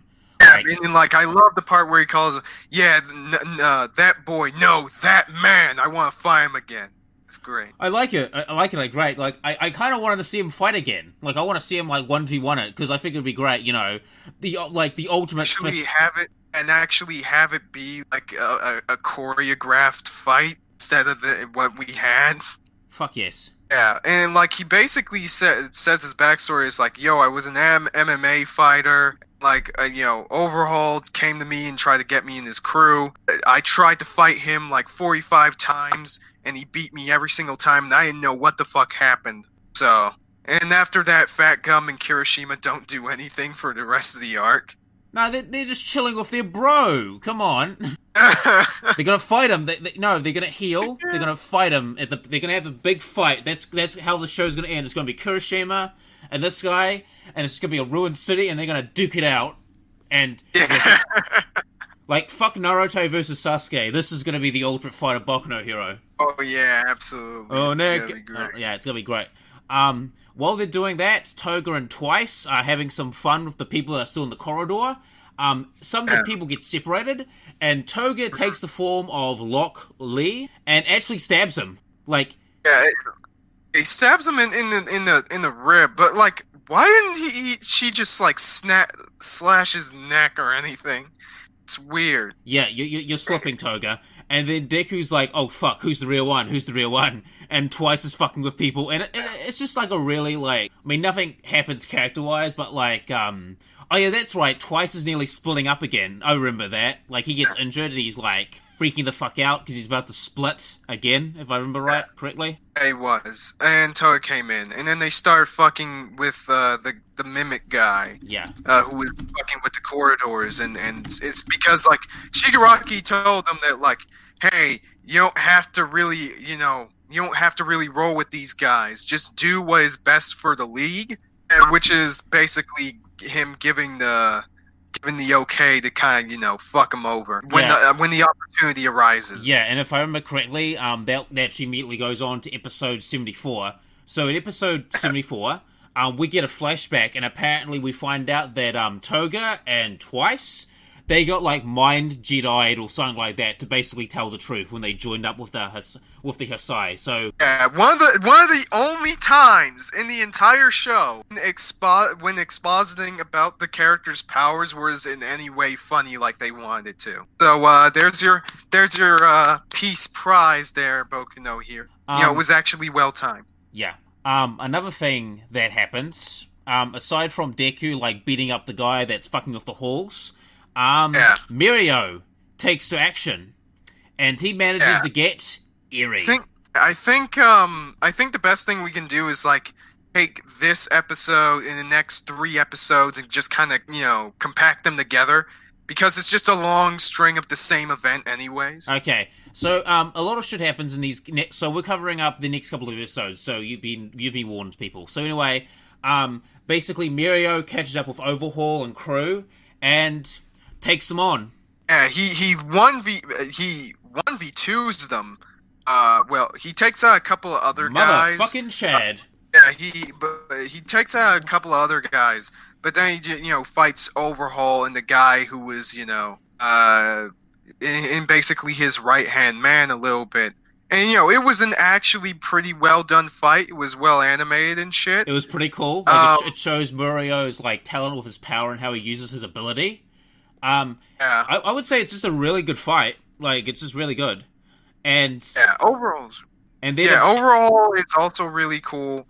Then we get like the part where basically sacrifices the use of his quirk in order to save Eri because he gets hit by one of the complete bullets that Overhaul.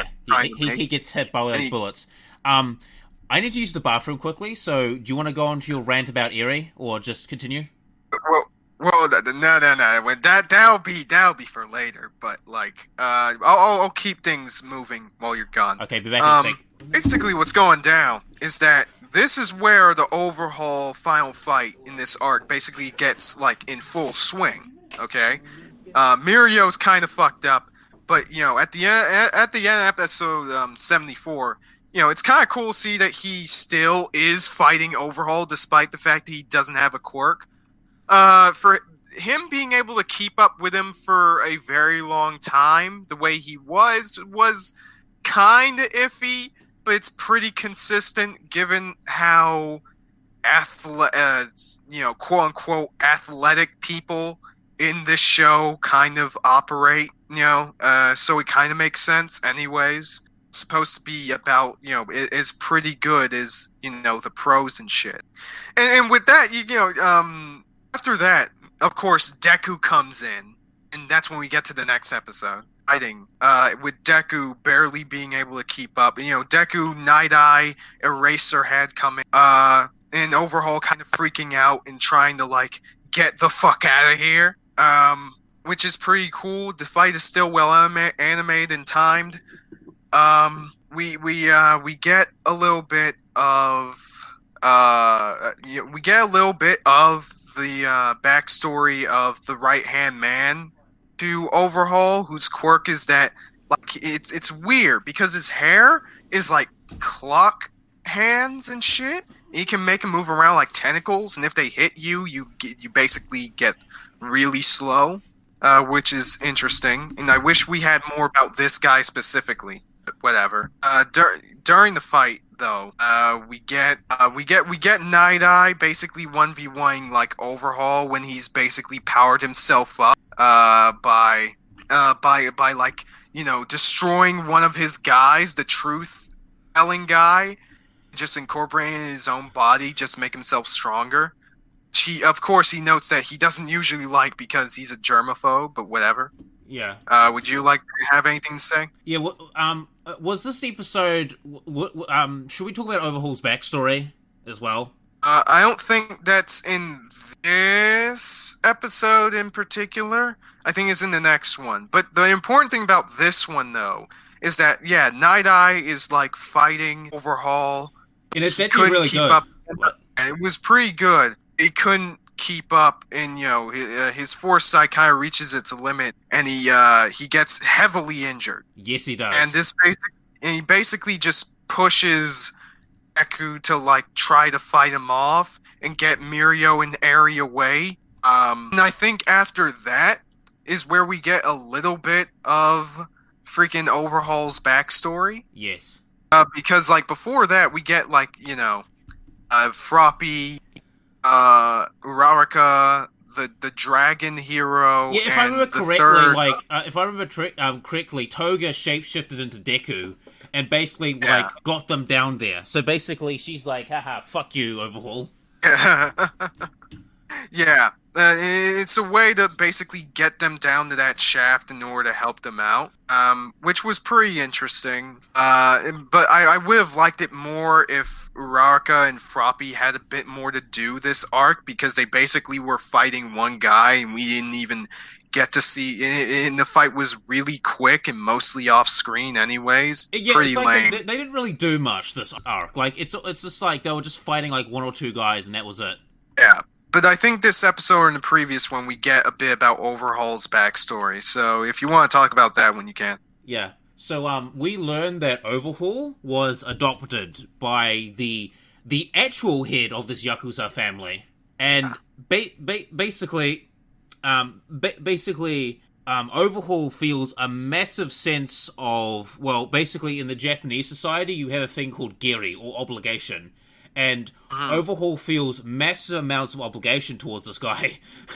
And apparently he hates it that his father, his adopted father figure, has to slink in the shadows, and basically he wants the Yakuza to be back to what they were in the good old days, before heroes took over, but when the Yakuza ruled the underworld, the criminal underworld. Yeah, and Eri is like the granddaughter of that boss. but like, you know, her power basically just like destroyed her family, so she had to be kept in the hiding. And Overhaul is all like, wait, if we can use her, I think, you know, he kind of presents it to the boss, you know, if we can use her, we can get back on top, mate. And then he's like, no, dude, that's fucked up. That's my fucking granddaughter, dude. Like, we can't do that. And, like, and us this is... Yakuza have honor and shit. Like, we can't do shit like that. Yeah, I know. Like his father figure is basically, you know, he's a traditional Yakuza. You're like, yeah, we're criminals, but we have honor. You know, we have our honor. You know, honor among, you know, honor. And if I remember correctly, like, I know Yakuza in real life, like, they do have honor codes and shit like that. Like, you know, they have their honor codes and shit. We're not gonna... Anyway. And basically Overhaul's just like, okay, if you won't listen to reason, then I will just make you do it. And he cripples him. Like, he puts this guy in a coma, puts his father figure in a coma, and he basically says, like, don't worry. Like, once I've carried out this plan, I will bring you back. And you can rule the underworld. And I don't know how to feel about that, because, like, on the one, like, you know, like, Overhaul is a villain, but you really can't hate him for doing this. Like, you understand why he's doing this. I mean, well, you can, but it's understandable why he wants to do this. You know, it's out of, like, a sort of mistaken sense of a freaking love, loyalty, of love and affect and loyalty to him. And it's also because you can kind of tell that, like, you know, Overhaul being an orphan and all, he didn't really have much in his life, so he kind of clings really hard to the things that he wants, and once he has them, it's very hard for him to let those things go in a healthy manner. And which is why, you know, you see, like, in his flashback, that he's pretty confrontational, especially when he was younger, because people look down on the Yakuza, and so he kind of takes his looking down on him. Yeah. And he just doesn't want that anymore. Yeah, and I remember the flashback, and his father figure says, like, you know, thank you for protecting our pride, but stop doing that, like, stop getting into fights. Like, like, you get the impression that his father doesn't like doing this shit, but at the same time, he's just like, let us maintain our honor, and Overhaul's like, no, you can be great again, father. I just have to show you. And, like, I don't know how to feel about this. Like, on the one hand, Overhaul is a bad guy, but at the same time, you really can't blame him, like, for, like, it's just, I don't know, like, I kind of feel bad for him, you know? Hey, well, what makes me feel bad about him more, and, like, you know, since we're clumping these episodes together, we don't really have to go into much detail about the events. Most of the people watching has probably already seen the series anyways. Yeah, the sick clips. Like, you know, all the Sakuga. Yeah, but, like, you know, given what happens during this long string of fights, in regards to Overhaul, it kind of feels like just way too many Deus Ex Machinas happening in order for him to lose. It kind of fucks me up a little bit. Like, I don't mind Overhaul losing, just in, like, for the most part, they did an okay job in regards to the way that they beat him. Oh, spoiler alert, they beat him. I mean, if Deku lost, how could they have Boku no Hero? Who will surely take over? I mean, yeah, but, like, I just have an issue with the way they did it. There's just a way too many times when characters just kind of come in out of nowhere, and then, like, granted, and at the end of the fight, of course, they had to where, like, Deku basically utilizes Aries' ability to kind of, like, rewind time. It's rewind time. In order to, like, go 100% full cowling without killing himself. And he, like, beats Overhaul with that. And it was a pretty good-looking fight. I wish there was a bit more of a back and forth.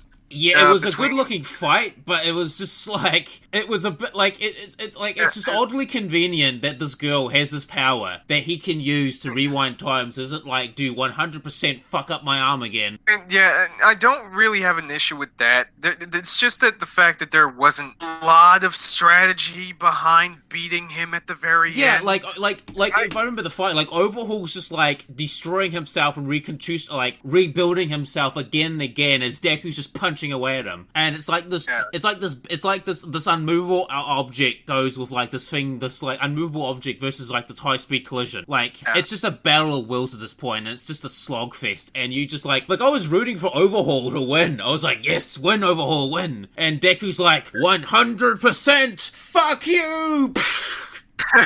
And Overhaul. I'm just those cheeks, and he fucking loses. And it's like it's not. Granted, this isn't as bad as it is in like the muscular fight in the previous season. Yeah, well, right? at least here there's actually an excuse. Like it's eerie. Like Eerie is well, feeling not even just the excuse, but there was a lot more going on. There was a lot more moving parts. There was a lot more like actual choreography, good animation being done to kind of like make the fight seem dynamic, or just like a lame power struggle and all that shit. And there was a little bit of strategy involved, so it makes a lot more sense. It's not as tough of a pill to swallow. These are one of the 4 instances in the entire series where Deku just wins because of straight up, power or Deus Ex Machina, and I'm just not into it because the show does a consistent job at curtailing that problem. If they did it how like they did with like the Stain fight in season 2, I would have been fine with it. Yeah, because the Stain fight was cool. Like, there was no Deus Ex Machina. It was just strategy and luck and, willpower. And that was a good fight. After Overhaul, Oh, right, and well, actually we'll discuss that when we discuss you-know-who, but, after Overhaul loses and all the, like, criminals is getting brought in, right? And Overhaul is being taken away, like a car. Yep. Just to kick the dude while he's down, Shigaraki, Dabi, and, Mr. Compress basically fetch him from the police car he was kept in and just take away both of his arms. And take his bullets. And his bullets. He just takes them away, so that he wouldn't be able to use them. And I'm just like, okay, on the one hand, I like that Shigaraki is being proactive for once. Shigaraki also had a plan. Yeah, but on the other hand, dude, what, you really have to do that? Really had to do that? To Overhaul after all what he was already going through, dude. This is just another big old fuck you, man. Yeah, listen, if you didn't feel bad for Overhaul, you will now, because not only that, but he's also crippled. Yeah, so he can't even, like, save his dad himself, no? It's like, oh my god. Yeah, because I remember correctly, like, Mr. Compress took one of his arms, like, in one of those ball things. Yeah. And then, like, Shigaraki melted one of his arms and then cut it off with a knife. I'm like, holy shit. Yeah. I mean, on the one hand, I like the scene itself for how it does for, like, Shigaraki. This, in addition to the other amounts of bullshit that had, Overhaul lose this entire time in this final battle in the arc, it's kind of, it feels like you're twisting the knife, right? Yeah. Like, you're just shoving the knife up my ass and you're just twisting it. Like, I don't like that. I'm not without into that. lube. Unless you are into that, in which case, I don't judge out loud. Yeah. I also like it that in this fight, Darby also kills, like, a pro hero that was, like, you know, with the police convoy as well. Like, it just showcases that, the League of Villains, they don't fuck around. Yeah, they're pretty serious and all that. But, that's enough of that scene. But the next scene... Let's get with the beep, beep, beep. So... Night Eye is on his deathbed, which isn't surprising because he had a stalactite in his fucking stomach. Of course he was gonna die. I think the doctor said it was actually a miracle they actually made it, that he's actually was still alive. Surprised he was even able to, like, still be talking during that whole thing.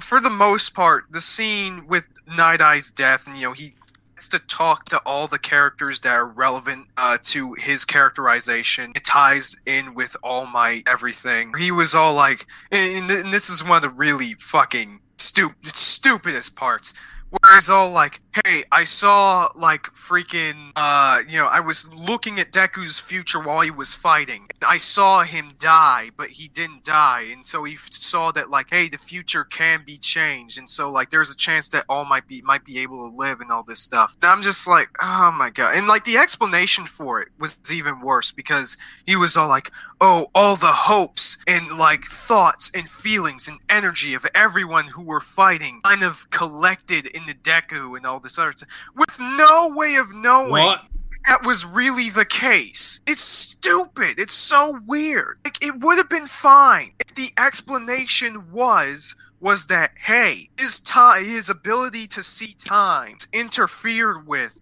Aries' ability to reverse time, and so that whole the interaction between their powers is what made things out of whack. That would have been a much better explanation. Yeah. No, they just had to do this dumb cheesy crap. It's no like good the fucking reason. Force. It's like the Force compels Deku to win.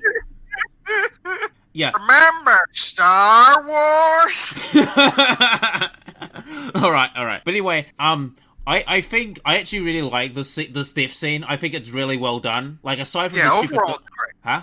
Yeah, I said overall the scene is great. Yeah. Yeah. I think my only problem with it is like some of the stupid dialogue, and also like I feel that like when I watched the scene for the first time, I was like, oh my god, I actually feel something. Like, oh wait, because like half of the arc, I'm like, shh, and it's like, oh wait, someone's dying, and it's like, oh, I actually felt something. Oh, cool. And it also helps that, like, you know, Night Eye was a really cool character throughout the arc. Granted, he didn't really do as much I think my problem was with it that we spend so little time with Sir Night Eye. I kind of wish we had, like, another arc with him to make it a bit more impactful.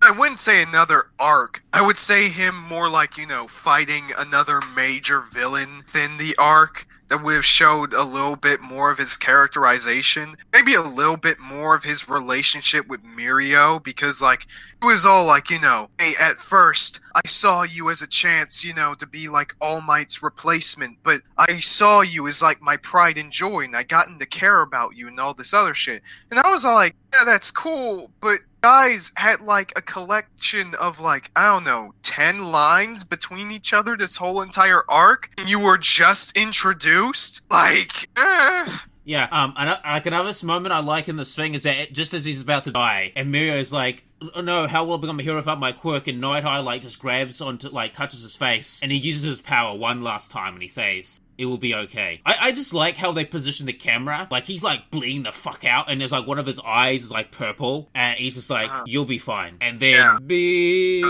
guys.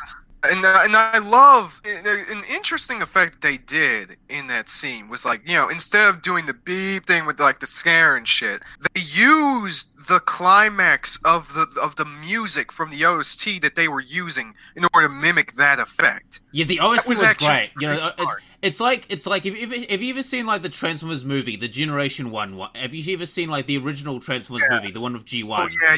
Yeah, it's like the scene when Optimus Prime dies. Like, they match it with the music, and when he finally passes on.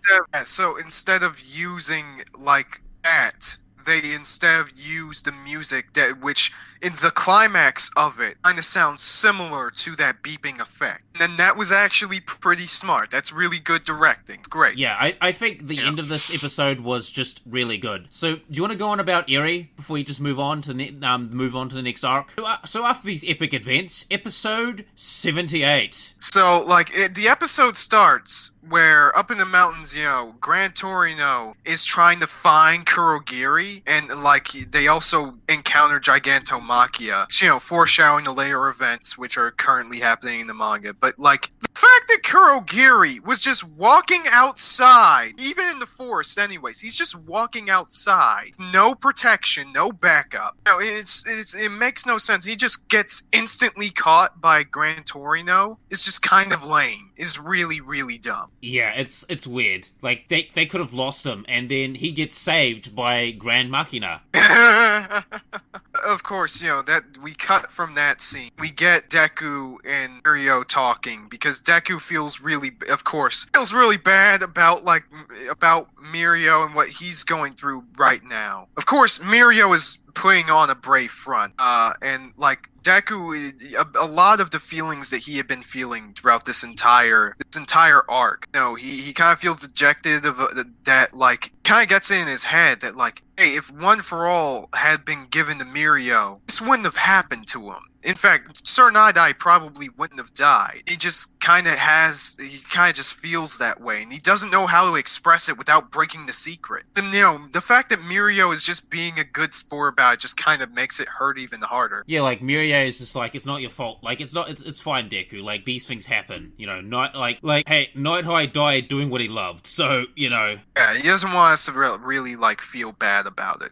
all that much. So after that, we get a little bit of the reunion between Deku and the others, and with the rest of Class A, because they saw what was happening in the news and shit. Yeah, and they're concerned and worried, and also like, holy shit, a pro hero died. Like, Yeah. That's something that two pro heroes died actually, because the Sand guy who Davi killed, like that doesn't just happen. Yeah, which is good, because I think I said this before, but one of the things that Horikoshi does really well, at the very least, is that, granted, he's not really good at developing the side cast, but he does do a good job at making them at least likable and having their interactions be fun and engaging.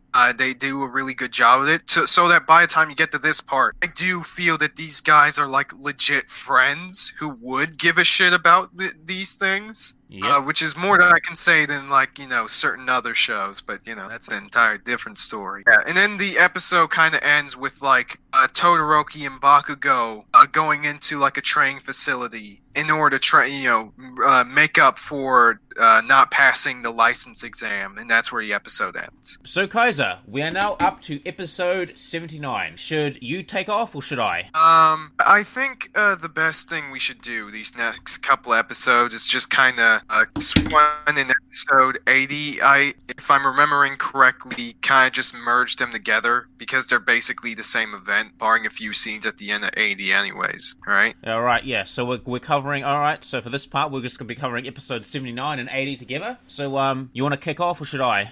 You can kick off if you want. Alright, we'll just kick off. So, episode starts, fuck is his name again? Are talking about Todoroki? Or yeah, Todoroki, Todoroki. Episode starts out, Todoroki has a moment with the blow guy. He meets up, he has a really cool moment with his dad, Endeavor. Like, Endeavor's sort of like being like, I'm going to be a hero that you can be proud of. So, I kind of like this scene, because it sort of showcases that maybe, like, Endeavor, like, as much of a dick he can be, he does care about his kids. Yeah, he's actively making an effort to change himself. He's just kind of wary of not really sure how to do it. Yeah, I think it's a really cool moment. It kind of showcases that Endeavor's a bit of an asshole, but he's willing to change because I think he realizes what he's doing is wrong. Yeah, but the overall plot of these next couple episodes is that Todoroki and Bakugo are doing like doing a certain practice for making up the provisional license exam so they can get their licenses and stuff. Yeah. And what they have to do is take care of a bunch of fucking grade school kids. Fucking superpowers. Yes. Yeah, that's totally gonna end well. Yeah. I mean, aside from that, we get some nice moments between the characters. We get a nice moment between All Might and Endeavor.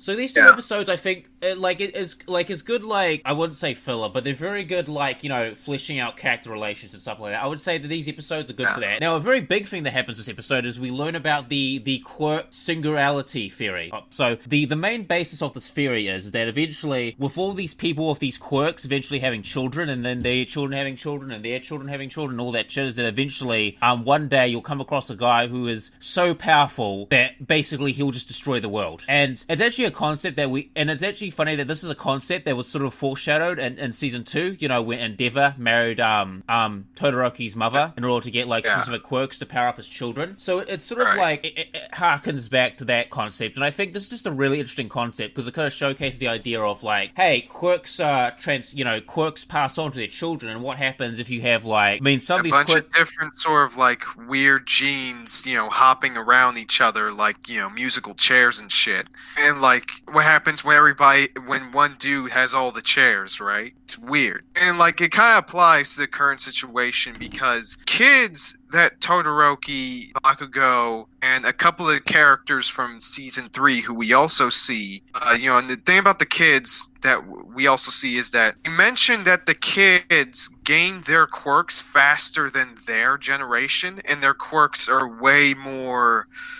I guess you can say sort potent. Of complex in its potent and complex in their construction, right? Yeah. And it's interesting because you see like this one kid who like has like a mouth cannon or some shit. Like you have this other dude who like can throw these fucking bombs that are basically like Pac-Man and can eat anything. It's like weird. Yeah, and basically this theory is, eventually at the end of the road, we're going to come across a guy or a girl who is so fucking powerful powerful that basically it's going to be like an Akira situation. Like, they're just going to kill everything by their mere existence. Yeah. And I just think it's a really cool idea, and it sort of showcases, like, the mangaka actually figure of, like, you know, what happens when you have all these superpowers that are passed on genetically, and you get all these mixes, because Todoroki is one of those mixes. Like, he's a mix between someone who's an ice user and someone who uses fire, and he is damn powerful. Yeah. It's interesting to note, because apparently in the context of the setting, you know, this theory was knocked down as, like, fringe thinking. It's like, you know, it's kind of like flat earth, or, you know, anti-vax, you know, that's basically how it's being looked upon for the most part, barring from, you know, the examples of, like, oh, quirks are kind of advancing a little bit because kids are having way more control over them at, like, earlier stages and shit. Yeah. Go ahead. I just think that's just a really interesting concept. I mean, because it's like, what is the end point? Because I think this is a thing that hasn't really been revealed in the show. Like, what actually caused quirks to be a thing? Yeah, that is true. Because all, like, these quirks, these powers, you know, it all could be some sort of fucking master plan to destroy all of humanity if you think about it. Because if you think about it, like, eventually, according to this theory, you're going to come across a guy or girl who's going to be so strong that they're going to basically theoretically destroy the world. And, you know, if you wanted to sort of take over humanity or wipe humanity out, what's the best way to do that? Give a bunch of people superpowers and see what happens. Yeah. Well, that is an interesting theory, but I'm not really sure if that's going to be answered within the series. Who knows? It might, but we can't be sure right now. But it's something to think about, I suppose. The important thing about this episode is that, you know, this is more. These next couple episodes are mostly about, like, the characters interacting with each other and seeing how their way of thinking kind of influences how they deal with a certain situation, which is, you know, what you should always do with characters, even when you're not developing them all that much. You know, Bakugo, who's trying to, like, curtail the kids, actually has a few good points, a couple good observations, because, yeah, he's a rambunctious guy, but he understands, like, he can read between the lines, basically. And, you know, you have all these other characters that have their own stuff going on that each sort of contribute to them connecting with the kids by the end of episode 8. Spoiler alert, I guess, but fuck it. Yeah. I mean, it's just a very good, like, fleshing out episode, and it's good for that. Like, yeah, it's good fleshing out characters. So should we move on to the next episode? Like, should we move on to, like, the 81? Another thing that is a little bit more important, that is kind of important. Well, a couple things anyways. Yeah, go ahead. You know, I really like the talk that Endeavor and All Might have. Because, you know, it's basically like Endeavor's all like, hey, I'm the #1 hero now, and, like, I didn't get it the way I wanted to, and everybody's kind of on my ass about it because I'm not you, so what's the fucking deal, right? What does it mean to be a symbol of peace? And it's like, All Might is just giving his honest, very, very personal dialogue with each other. You know, it's kind of like, it's kind of interesting because this is a sort of conversation between two characters that I don't really see often. You know, this is basically like a Vegeta talking to, like, a real Goku who's dying of, like, a disease or whatever and not able to fight, and everybody counting on him to make things right or do something or whatever, you know? Yeah. And it's like, All Might just says, hey, think you should, regardless, you shouldn't try to be me. You should make the effort to do what's right your own way. As long as you keep on the straight and narrow, then I think things will be fine. It has to, because, you know, we gotta protect the children and all that. Yeah. It's just important. Oh, yeah, it's just really good. Like, this is some really good shit. Like, this is very good shit. Other things you want to mention? Right. I guess a couple of things.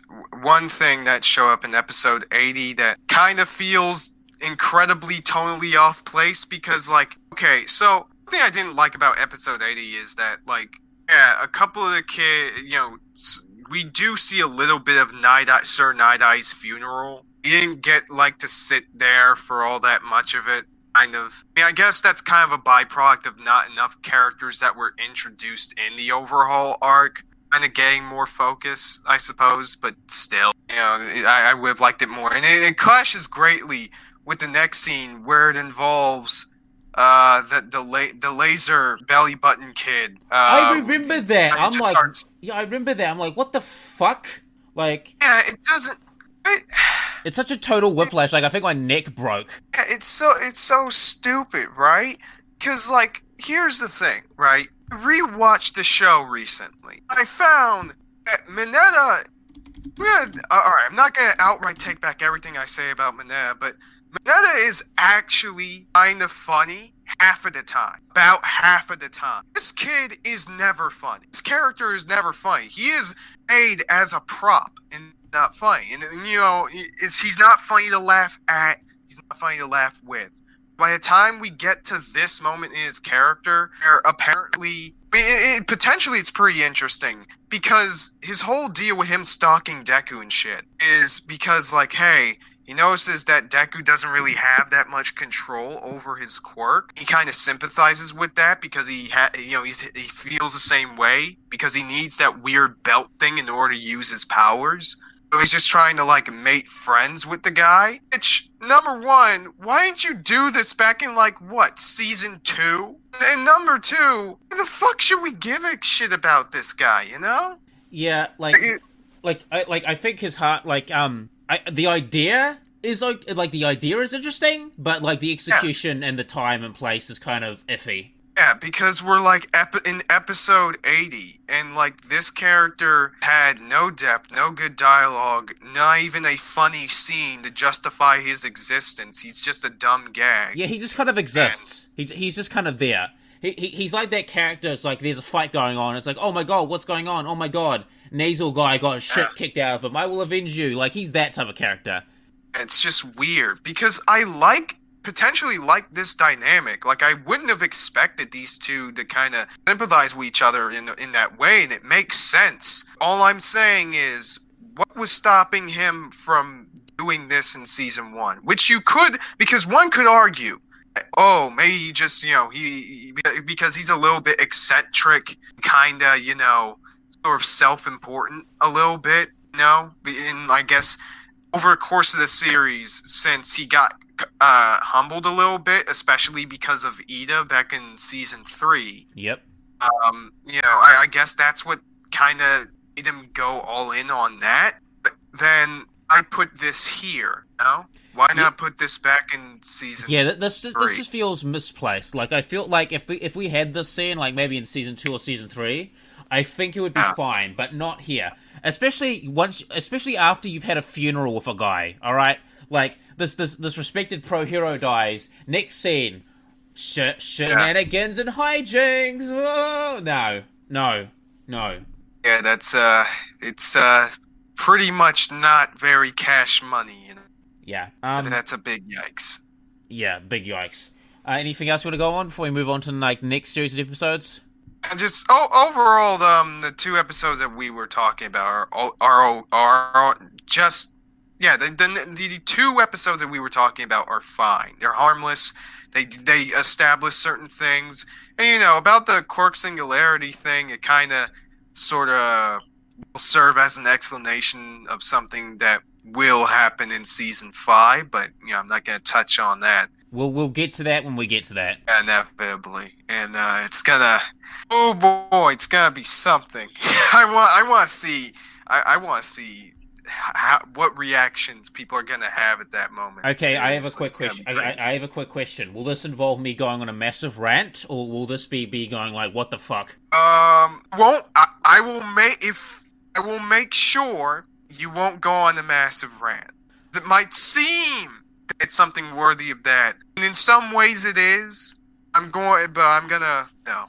Okay, so you're gonna rein me in. You'll need me for that. Yeah. Okay, alright. Okay, you hear it here now, folks. Alright, so let's just go on to the next couple of episodes, which I think is like episodes from 80 to sort of like... 82. 80. Yeah, from like 80... Yeah, 86. From like 81 to 86. Yeah. So we'll just bunch all these episodes together, because we'll just bunch all these episodes together. So yeah, we're covering right now at the moment, we're covering episodes 81 to 86, and let's get into it. Do you want to start off, or should I?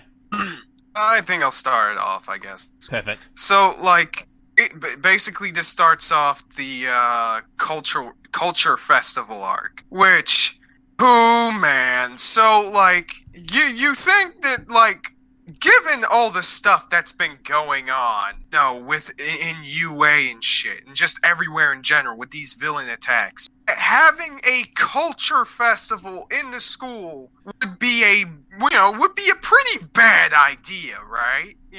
Like, it's not like a villain can just like walk in or break in or steal something, or some gentleman criminal tries to like do something in order to get his fame up. Like nothing like that will happen clearly. Yeah, I don't and you hear the rationale from the principal of the school saying that, oh, this is a time where we should have a festival like this because everyone is restless and on edge and shit, and it's like, and they're gonna be something, and they're gonna be even more on edge once someone walks into school and slits a student's throat. Yeah, there are other ways to sort of accomplish the same thing without, jeopardizing the lives of fucking children and the future heroes of the friggin' country. But Kaiser plus Ultra. That seems legit. Like, it's so... Listen. He did not have as much of an issue with the show trying to sort of appropriate school tropes into, typical Japanese school tropes into a setting like this thus far. Because every one of them so far kind of makes sense in the way they are constructed. Here, especially with the way the show kind of wants you to somewhat take it seriously in terms of how its world building affects the story, I just can't, dude. I just fucking can't. I'm tuning out, man. It's so stupid. Yeah, it doesn't make sense why they would do this. Yeah, like the only thing... If you want... I mean, I'm just gonna say this, like, aside from, like, interactions and, like, the gentleman criminal, I'm just completely bored. Like, I'm just, I mean, the cool rock thing at the end was kind of cool, and the other thing that happens with Endeavor is cool, but, like, this whole school festival thing, like, in itself, we'll talk about the Endeavor thing later, because I think that deserves its own segment. Oh yeah, that deserves its own segment, but, like, this entire art, like, this entire chunk of it, aside from, like, gentleman criminal, yes, I'm bored as fuck. Yeah, because, like, okay, so, like, they're having a school festival and shit, and, like, I guess for some reason, some of the students, like, in the freaking general courses or whatever, are pretty restless because of all the shit that's been happening to the school and all that, and they're kind of bad-mouthing the Class A students and shit, for some reason, because, sure, it's totally their fault that fucking terrorists are trying to bomb the school or whatever. That makes sense. I mean, clearly, it's not like they're not, like, risking their lives of pro-heroes to try and protect people. Oh, no, they're not doing anything like that. It's not like they it's not like they are putting themselves in danger or anything. Oh, God forbid. I have no idea why anyone would think this shit. That makes zero sense. It makes no sense. If you guys don't want to go and get in danger, and you want to go in like a general school or like a business school, why don't you go to those other schools instead of fucking UA? Why do UA even bother having other types of courses? I mean, if you go I'm pretty sure it's established. Like, if you go to a fucking hero school, you've got a giant tag on your back that says to the villains, "Hey, come kill me right now. I'm displaying my powers on TV. You probably know where I live. Come slit my throat and rape and murder my family." Exactly. Like, it's so weird. But, like, okay, fuck that whole general premise of it, because the show clearly doesn't give a shit about that. We need our cultural festival thing, because Horikoshi just loves to just try to appropriate these sorts of things into his setting. So, fuck it, anyways. So this whole arc is about Class A trying to make a band. Trying to start a band as, like, their own contribution to the culture festival. And I think the idea of them starting a band, like the whole music thing, isolated from everything else, I think it's really cool.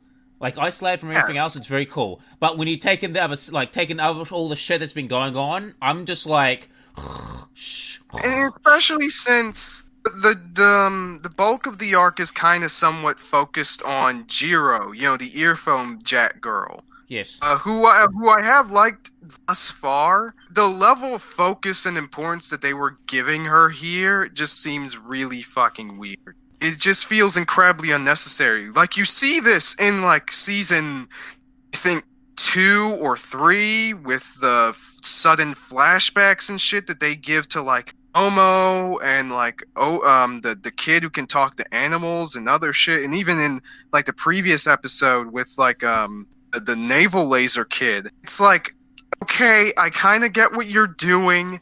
Why didn't you do a little bit more with them earlier, though? That's all I'm saying. Yeah. I mean, and yeah, and to top it all off, they want to take Eri to the culture festival. I mean, no, that doesn't make sense because, like, given what she was going through, because okay, Deku and Mirio want to bring her to the culture festival because, she's still, like, mentally scarred. They want to cheer her up, they want to cheer her up. Like, I get the logic of that, but at the same time, it's like, do you really want to take her to a place where possibly a villain could break in and, like, slit someone's throat?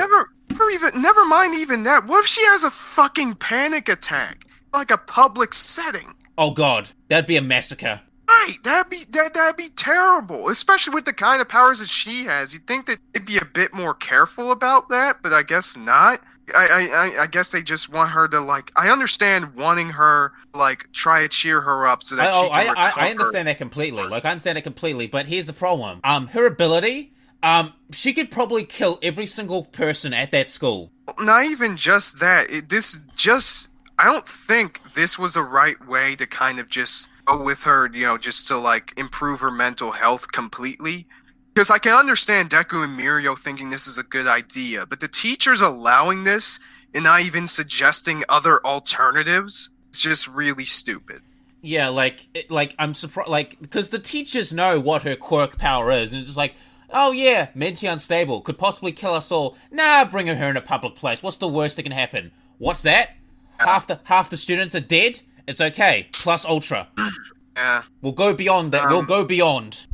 Yeah. Another thing worth knowing is that Deku, as sort of like another sort of milestone in Deku's control over his abilities is that, he basically creates a technique where he kind of fully utilizes the finger flicking thing that we saw from the previous seasons to use them as, like, long-range projectiles. And I think that's really cool. Cool. I like it. I like it. It sort of showcases that Deku is training, and he, like, the overhaul, like, he's definitely training, and I think maybe the death of Sir Nighthigh definitely has some sort of impact. Like, he's like, I've got to train harder and fight harder. Yeah. Now, I have a quick question. We also get a bit more of Mei Hatsume, and Mei Hatsume's great. Yeah, Mei Hatsume's babe. I have a quick question. Do you want to move on to the Gentleman Thief, or do you want to do your rant about Eri? Because I know you want to do that rant. Oh, no, I'm going to do that way after that. It's not going to be too much of a rant anyways, but yeah. Let's just move on to Gentle Criminal. Gentle is definitely one of the better... Yeah, Gentle is definitely one of the better villains of the arc, I believe. Of the show. Yeah, I actually like him. Like, he shows up, he's like, gentle criminal. I'm just like, oh god, this guy's cool. I think his design is a bit overselling it just a little bit, but I really like his, I just think he's really cool. He's like, gentle criminal. He just has this, like, this suave, he has this, like, sort of old man suave to him. And, it's sort of, like, coupled with this sort of, like, Team Rocket-esque, eccentricness, which is really good. It really fits the setting. Yeah, and it's just, like, and also his sidekick as well, and it's like, I think another cool aspect about this guy is that he's, like, uploading his crimes on, like, YouTube or whatever their equivalent of it is, because, he wants to become a famous, he wants to be, like, a gentleman thief, he wants to be, like, the dashing rogue, he wants to be that type of archetype, and I think it's just really cool. Like, it sort of showcases that, like, some of the villains, like, they're not, like, inherently evil, like, they're just doing it because, it's the romance, because... Yeah, some of them are just kind of weirdos who are into the fact that, doing this shit is kind of cool. But even in Gentle's case, you learn about his backstory and why he does this stuff. It's kind of somewhat understandable why he would do it. Yeah, because his whole deal is that like he wanted to become a hero, but apparently he was just so incompetent at like in his hero school that he never really got a license. He just got kicked out. Just had a hard life ever since. And then he tries to like save, like, and then I remember he tries to save a person. And basically, he fucked up bad. And basically, his parents kicked him out. And basically, like, he's at the bottom rung of society. And then he gets his inspiration. Like, if I can't be famous, or if I can't be a revolutionary hero, I'll become a villain. Because, like, Gentleman is not a bad guy. Like, he wants to inspire. Yeah. He wants to be, like, a shining of hope for people. And, and him being gentle criminal. I'm just going to keep repeating that because it sounds awesome. Like, that's how he's going to try and inspire people. You know, he wants to be this romantic he wants to be this, like, romantic gentleman thief, you know. He has got honor and chivalry. And actually, he kind of does inspire someone. Should we dive into the backstory a little bit of his sidekick, Lablava, I think her name is? Yeah, sure. If you want. Yeah. So we learned that he has like a sidekick who has, basically at school, she's kind of ostracized and stuff like that. So she's had a bit of a rough life as well. And, you know, she's depressed and then she sees gentle criminals videos and she becomes inspired. And she, like, seeks him out because, like, this guy is her ray, her hope, her ray of sunshine. Mm-hmm. And eventually they sort of form a really cool bond. And... yeah. It's like a Bonnie and Clyde thing. Yeah, it's like and they actually do generally care about each other as well. Like, Lablava develops a bit of a crush or a love. She sort of falls in love with old gentleman thief, old Mr. Old Gentleman, gentle criminal. And, he's like caring about her as well. Fun fact I found out, apparently he's in his 30s and she's like in her young 20s. I thought she was a teenager. Oh, yeah, like, when I originally read this in the manga, I was kind of weirded out, but, like, I looked it up, and, like, I was thinking, like, no, Horikoshi is definitely not doing it like this. This chick has to be, like, I don't know, in their 30s or some shit, but yeah. People really love General's powers. Oh, yeah, they're awesome. Like, in the way he uses it during his fight with Deku, because, like, here's the thing. Like, Deku fights this guy single-handedly, and it's probably one of the best fights in the series, structurally and in terms of animation and stuff, which is really cool. Yeah, because he can, like... Oh, should we tell the audience what gentle criminal's power is? Yes. Because his power is to, basically bestow, elasticity onto properties that he touches, even the air. Even thin air. So he can use this shit to just bounce around and just move around in certain places, which is so really cool. Yeah, it's really cool. It's like Luffy from One Piece, except he does it to everything. Yeah. It's hey, maybe this could be like his Devil Fruit Awakening. Who knows? Oh man. Oh, that'd be awesome. That'd be great. But yeah, this is such a dynamic fight. Now Deku, here's the thing though. This is the first time Deku and a villain that he is fighting in the arc actually like converse and actually kind of not only converse but kind of reach an understanding.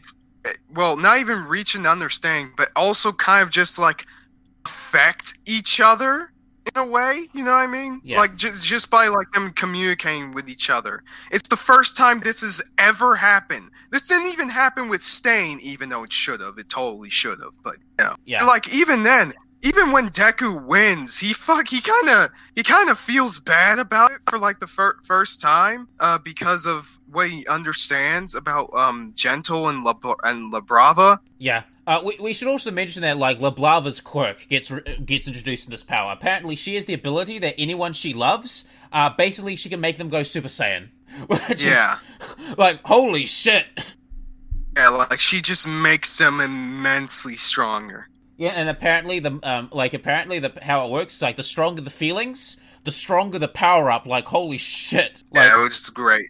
Like, it really helps us all, like, the Bonnie and Clyde theme they have together, you know?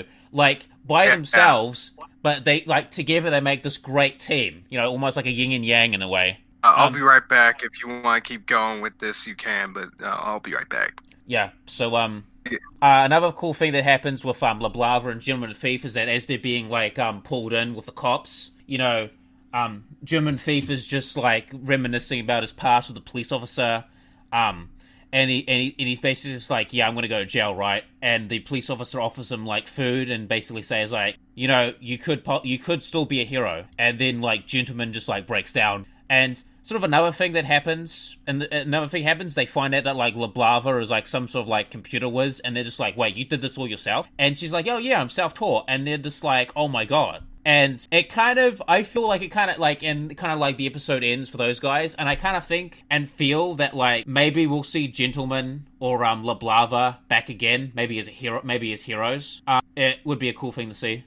Yep. Yeah, just to give you a hint of what I talked about, just before we continue, I just talked about, like, the scene with LaBlava and, Gentle Criminal in the police station and how this show might be foreshadowing that they might be coming back as heroes, maybe? Who knows? Maybe. Yeah, maybe. I wouldn't necessarily say that, but... I think it'd be cool. I think it'd be cool. Because, like, the police officer's like, oh my god, you guys did this all by yourself? Holy shit. And, like, I kind of like how that kind of resolved as well.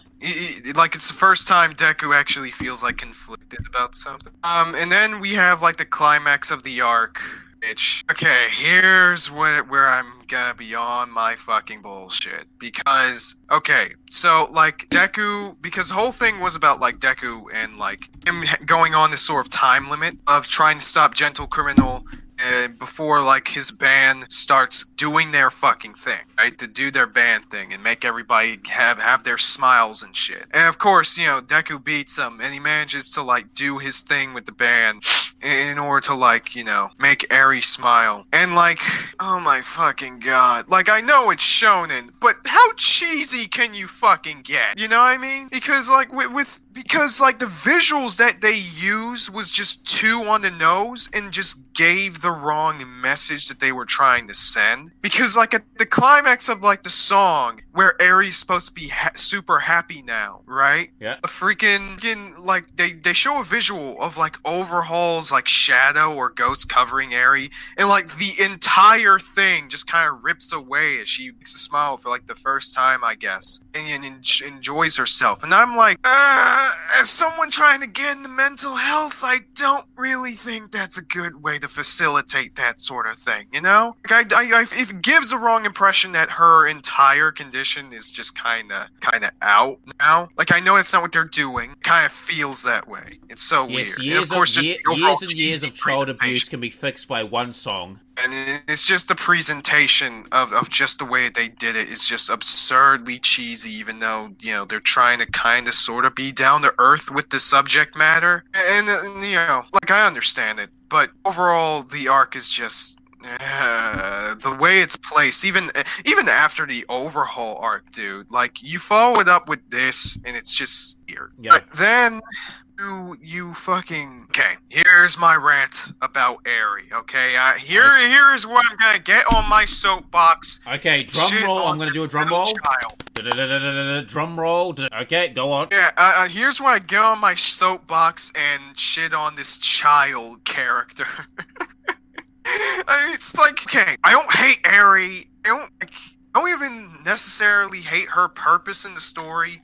It's just the way they utilized her throughout these two arcs just feels really wrong to me. And that's something that I've been feeling when I was, like, rewatching the show, right? Uh-huh. So, like, I can, to paint a picture for you, ladies and gentlemen. I'm gonna MC Escher this shit, okay? Alright, we're gonna reel it back towards the Overhaul arc and everything. Because it's gonna be a little bit long-winded, but bear with me. So, in the Overhaul arc, try to present, the Hasakai group, Overhaul's group and everything. They're mafia guys. And, a lot of the fundamental themes that are acquainted with, mafia and stuff like that. It's sort of like the familial bonds between the group. Like, they're really tight, That's why you call them families and shit, okay? And, like, Eri kind of, contributes to that, seeing as how she is the sort of, like, she is the granddaughter of the old leader and everything. And, in some way, she's kind of roped into the life by association, which is something that's,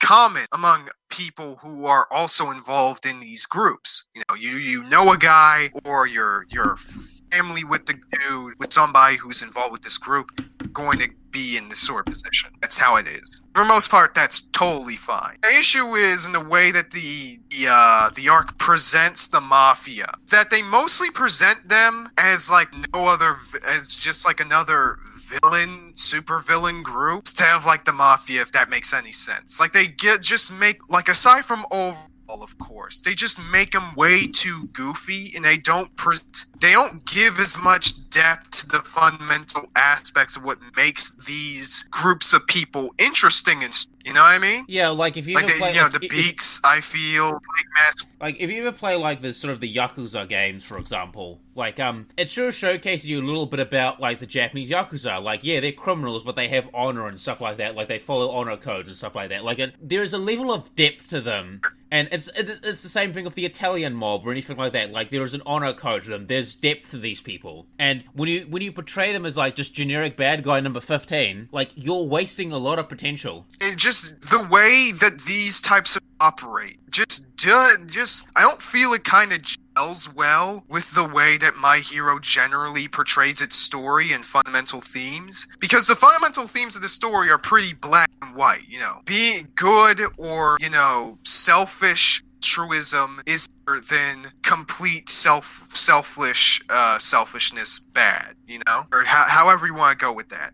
Being good for the the right reasons, or being good for the wrong reasons, but still doing good is better than just being an asshole, basically. Even in this arc, in the Cultural Festival arc, that being a hero isn't just about, fighting crime and stopping bad guys, but also recreational stuff. Being a hero extends to being a good person, or just at least knowing how to utilize your selfish shit for good things, which is fine. Yes. It just the arc doesn't really go into as much. The way that the mafia should be presented does not gel well with the story's fundamental presentation. So what you're probably asking me here is, how does Eri fit into that? Well, Eri, both of the arcs in this season, which make up the bulk of this season, right? Yep. Kinda serves as not only a plot device, because she literally is, she's a semi-MacGuffin, but also a thematic device, for the story. It's sort of like serving as a microcosm of the themes I just said earlier.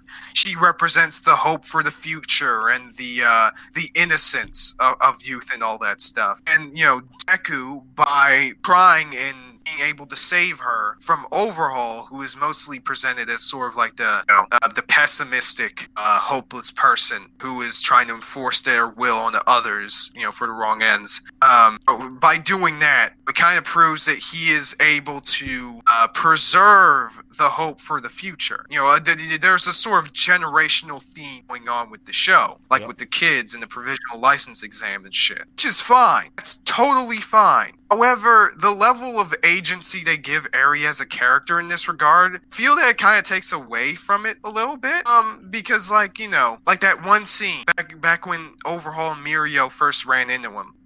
Overhaul kind of gave this signal, that made Eri come back to him immediately, and even the fact that Eri managed to break out in the first place just feels awfully, contrived. Contrived, and it feels like the show is kind of having its cake and eat it too, in that sort of sense. And on top of all that, crux of the Cultural Festival arc, the themes of that story between Deku and Gentle, a gentle criminal, of course, is that, is their ideals of how to become a symbol of hope for the younger generation, like second chances to becoming happy and stuff like that, and getting a better life for yourself. I feel the general tone of the arc, in the way that it kind of facilitates these things in such a in such an over stylized way. That's a big issue with this whole thing. They try to have these really tough themes, but it's so over stylized to the point that it kind of drowns it out a bit, and to an unnecessary degree. No, because like the way that the show kind of paints it is that I feel that way too much importance is placed on saving Eri rather than stopping Overhaul. Did you notice that, or is it just me? I did kind of notice it. Like it stopped becoming, let's stop this Yakuza from spreading drugs, to, oh my god, a little girl suffering, call the SWAT. Yeah. FBI, open up! That one meme of like all those freaking SWAT FBI dudes just like going up the stairs and shit. I think I have several of those in GIFs. So. All right, that's great. That's great. But like, yeah, that kind of proves my point, right? Yep. It feels like way too much importance is put in one area over the other, and it kind of consequently sends the wrong message. Because Horikoshi, as I've been saying, has a really he wants to appropriate certain aspects of the superhero genre and the shonen genre to other things, like slice of life and like mafia stories and stuff like that. And that it's mostly fine. There's nothing inherently wrong. Like, there's nothing inherently wrong doing that. In fact, I think some series have done that before, and they've been fine. Yes, but I feel like the way he does it, just especially in the general style that he goes about it, just feels way too excessive to give these things the amount of depth and weight that he wants them to. The problem with Eri is that the story kind of woobifies her too much. And for those of you at home who don't know what woobification is in storytelling, it is a literary term. The story is hinging more upon the fact that you're sort of, how should I say this? You feel bad for the character because of the situation that they are in, rather than the character themselves being in that situation. You know what I mean? Okay. Care more about that. The show is trying to hammer home how like really sad Eri is and everything like that, even regardless of not really showing that much complexity in the situation, at least on her part. I think part of the problem is that because that she is a kid, there isn't a lot you can do with her, emotionally speaking, in ways of conveying emotion and stuff like that. So it kind of robs the chance of really fleshing out these things. And so by doing this, the narrative kind of puts her as like this sort of, it's more of like a object of emotional validation rather than a character that serves the themes of the story in a cohesive manner. If that makes any sense. Yeah, I think I get it. Like she's more of an object for plot than an actual person. Which isn't necessarily bad if the story didn't give her this level of importance or didn't portray the things surrounding her this way. And I know this might sound like a really shitty thing even to a lot of the fans, because I understand Eri's story is something that a lot of people resonate with. Oh yeah, I've actually seen examples of that story in real life. Like I've actually seen not like Yakuza taking blood vials, but I have seen people in those type of situations. My mother has even seen more of that shit because I grew up in a ghetto, I grew up in a rough neighborhood. Yeah, I saw some shit, and my mother showed me that shit because she wanted to, basically my mother's just like, yeah, you have it good because look how bad these people have. It was that type of lesson. And like the shit I've seen, like I've seen some shit, but my mum, she's seen even worse shit than I have. So, I get it. I get what they're going for, but it just, I think a really good way to use children characters, and I think a movie, I'm gonna bring up a movie. I think Aliens, the Aliens 2, the sequel to Alien. I think it's been a while since I've seen that. Okay, well, they do such a good job with the character of Newt. Like, she is used a bit as a plot device, but she also has a little bit of as a character as well. She is this shell-shocked child who's basically seen, like, her entire family fucking killed by aliens or harvested for face huggers and chest bursters. And she also serves a connection with Alan Ripley because, Ripley had a daughter. That daughter died while she was in hypersleep, and Ripley is sort of becoming her surrogate mother, again. And she is a plot device, but she's also her own character, and her importance to the plot is basically she's important because she's a survivor of this colony. She survived all by herself with no training, no weapon, no training. She survived by herself from these aliens. But also she serves as sort of like a morale booster for the Marines, and also Ripley herself, because for Ripley, this is a second chance to be a mother again, because because she was in hypersleep and her daughter basically died of old age while she was asleep and like frozen like a popsicle. So she didn't get to be she didn't get to be a mother. But with Newt, she can be that mother again. And like, I think that's a really good way you can do children characters. Like, they're not only just for plot, but they also serve for... They have their own character, but they have an importance to other characters as well. And they don't really do that with Eri. Yeah, and I think that's a fundamental problem here. Like, I like to say she isn't important to a couple other characters, because they are. I think because the way that the show utilizes her, it kind of serves to, I don't know, just bog down the story just by the amount of importance that they give her without really justifying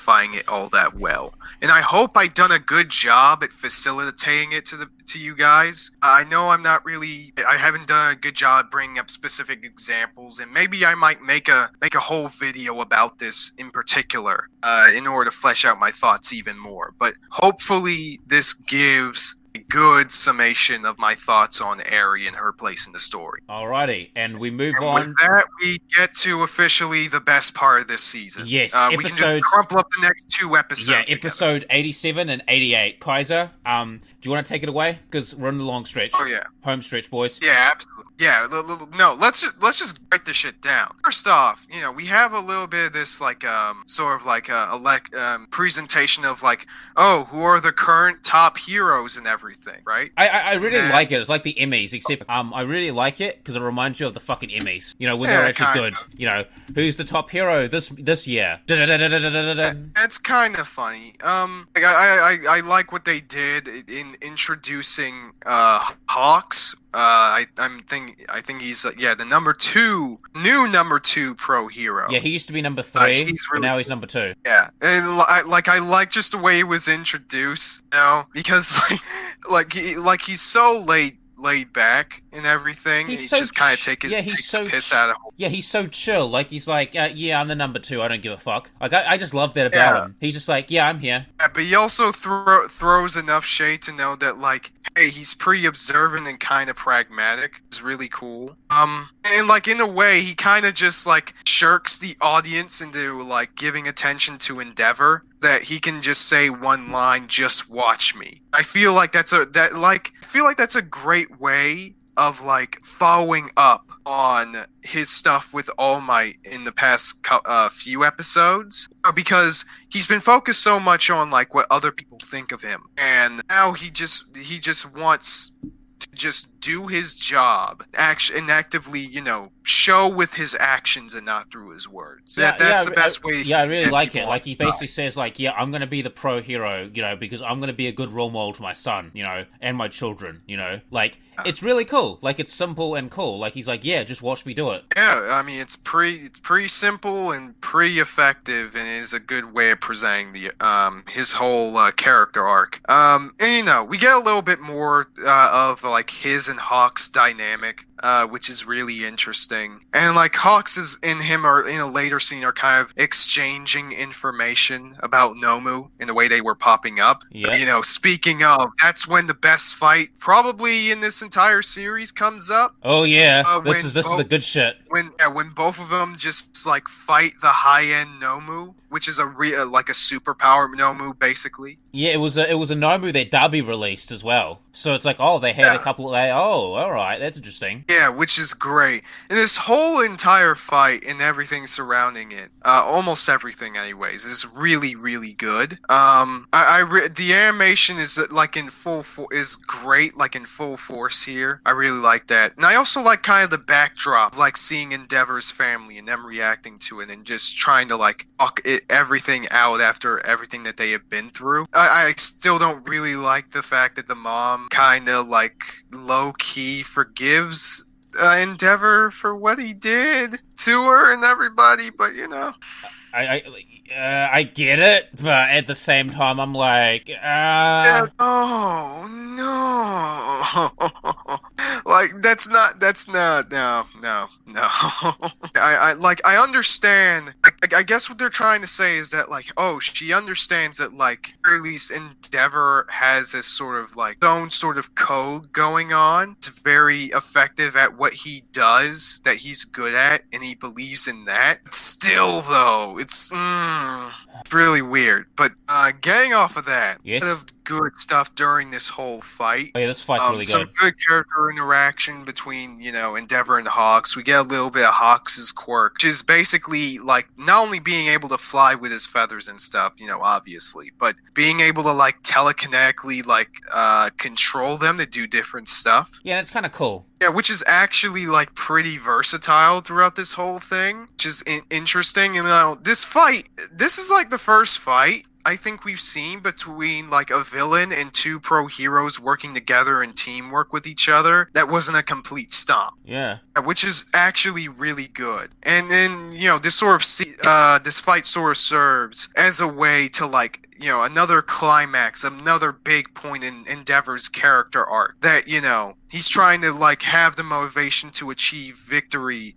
against the high end, even with, you know, just despite the harsh getting fucking dicked on by this thing the entire time. Like, it's really cool. Yeah, it's like really beating the fuck out of him. Like, he's struggling to beat this thing. And like, it's just a really cool action scene. Like, it gets you hyped and pumped. You're like, oh my god, what's gonna happen?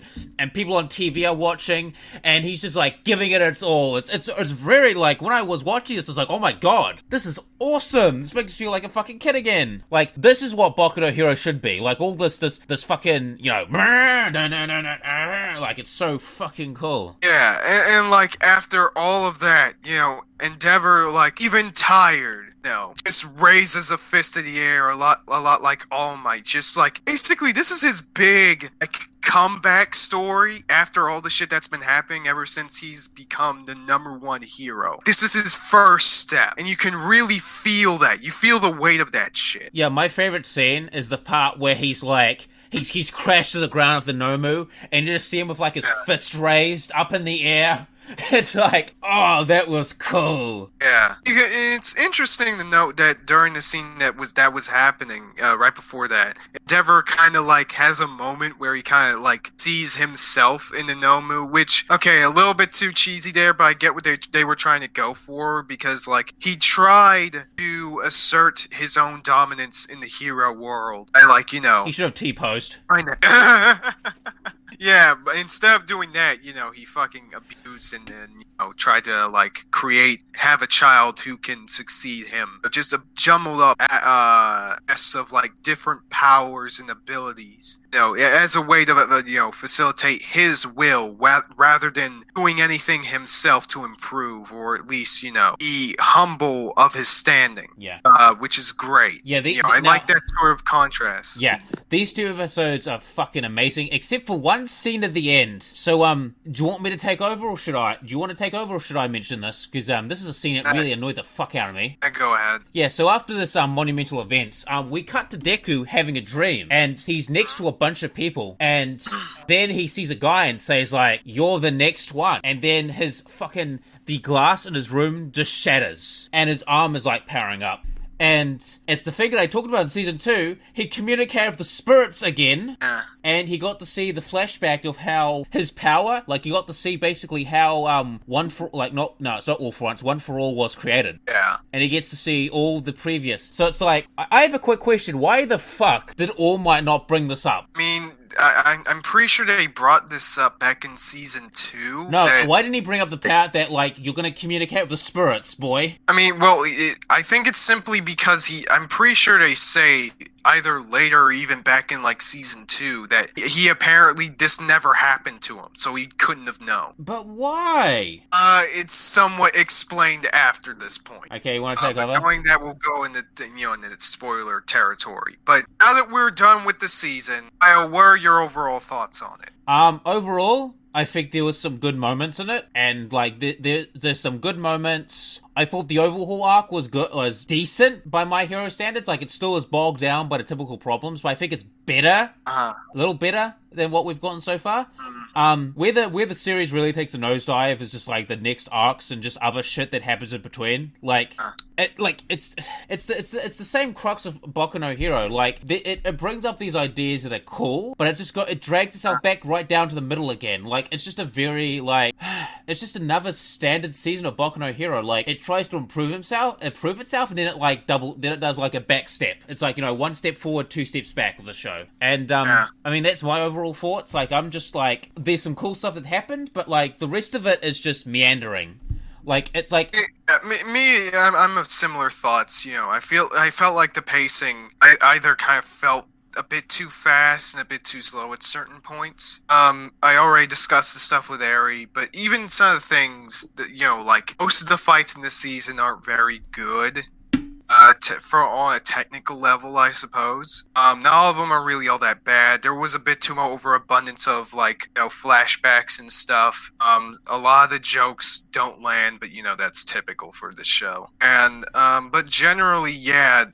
But then again, I will still say that I think that this is probably the worst season yet. Either that or season 3, honestly. Honestly, for me, like, seasons 1 and 3 are kind of even at this point. Like, I don't know which is worse. I don't know.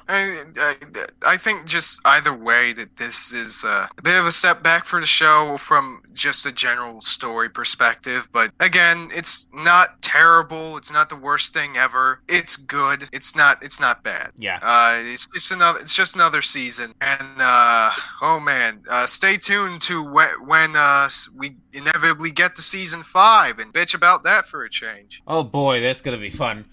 Probably the next, I'll give you guys a little spoiler review. Probably like the next overview me and Kaiser do together. Like, we're probably gonna do something different aside from Boku no Hero. Because remember, we're gonna do that thing, and then that. Yeah. Yes, that thing. Yeah. Definitely. Yeah. So we will get eventually around to Boku no Hero season 5, but I think the next overview we're gonna do something a little different. So stay tuned for that. There's nothing really else much to say, really. It's just another fucking mediocre season. Like, and we'll end it there. So see you later. Yep, this is Bio Gundam signing off. Thank you for watching, and see you later, and signing out.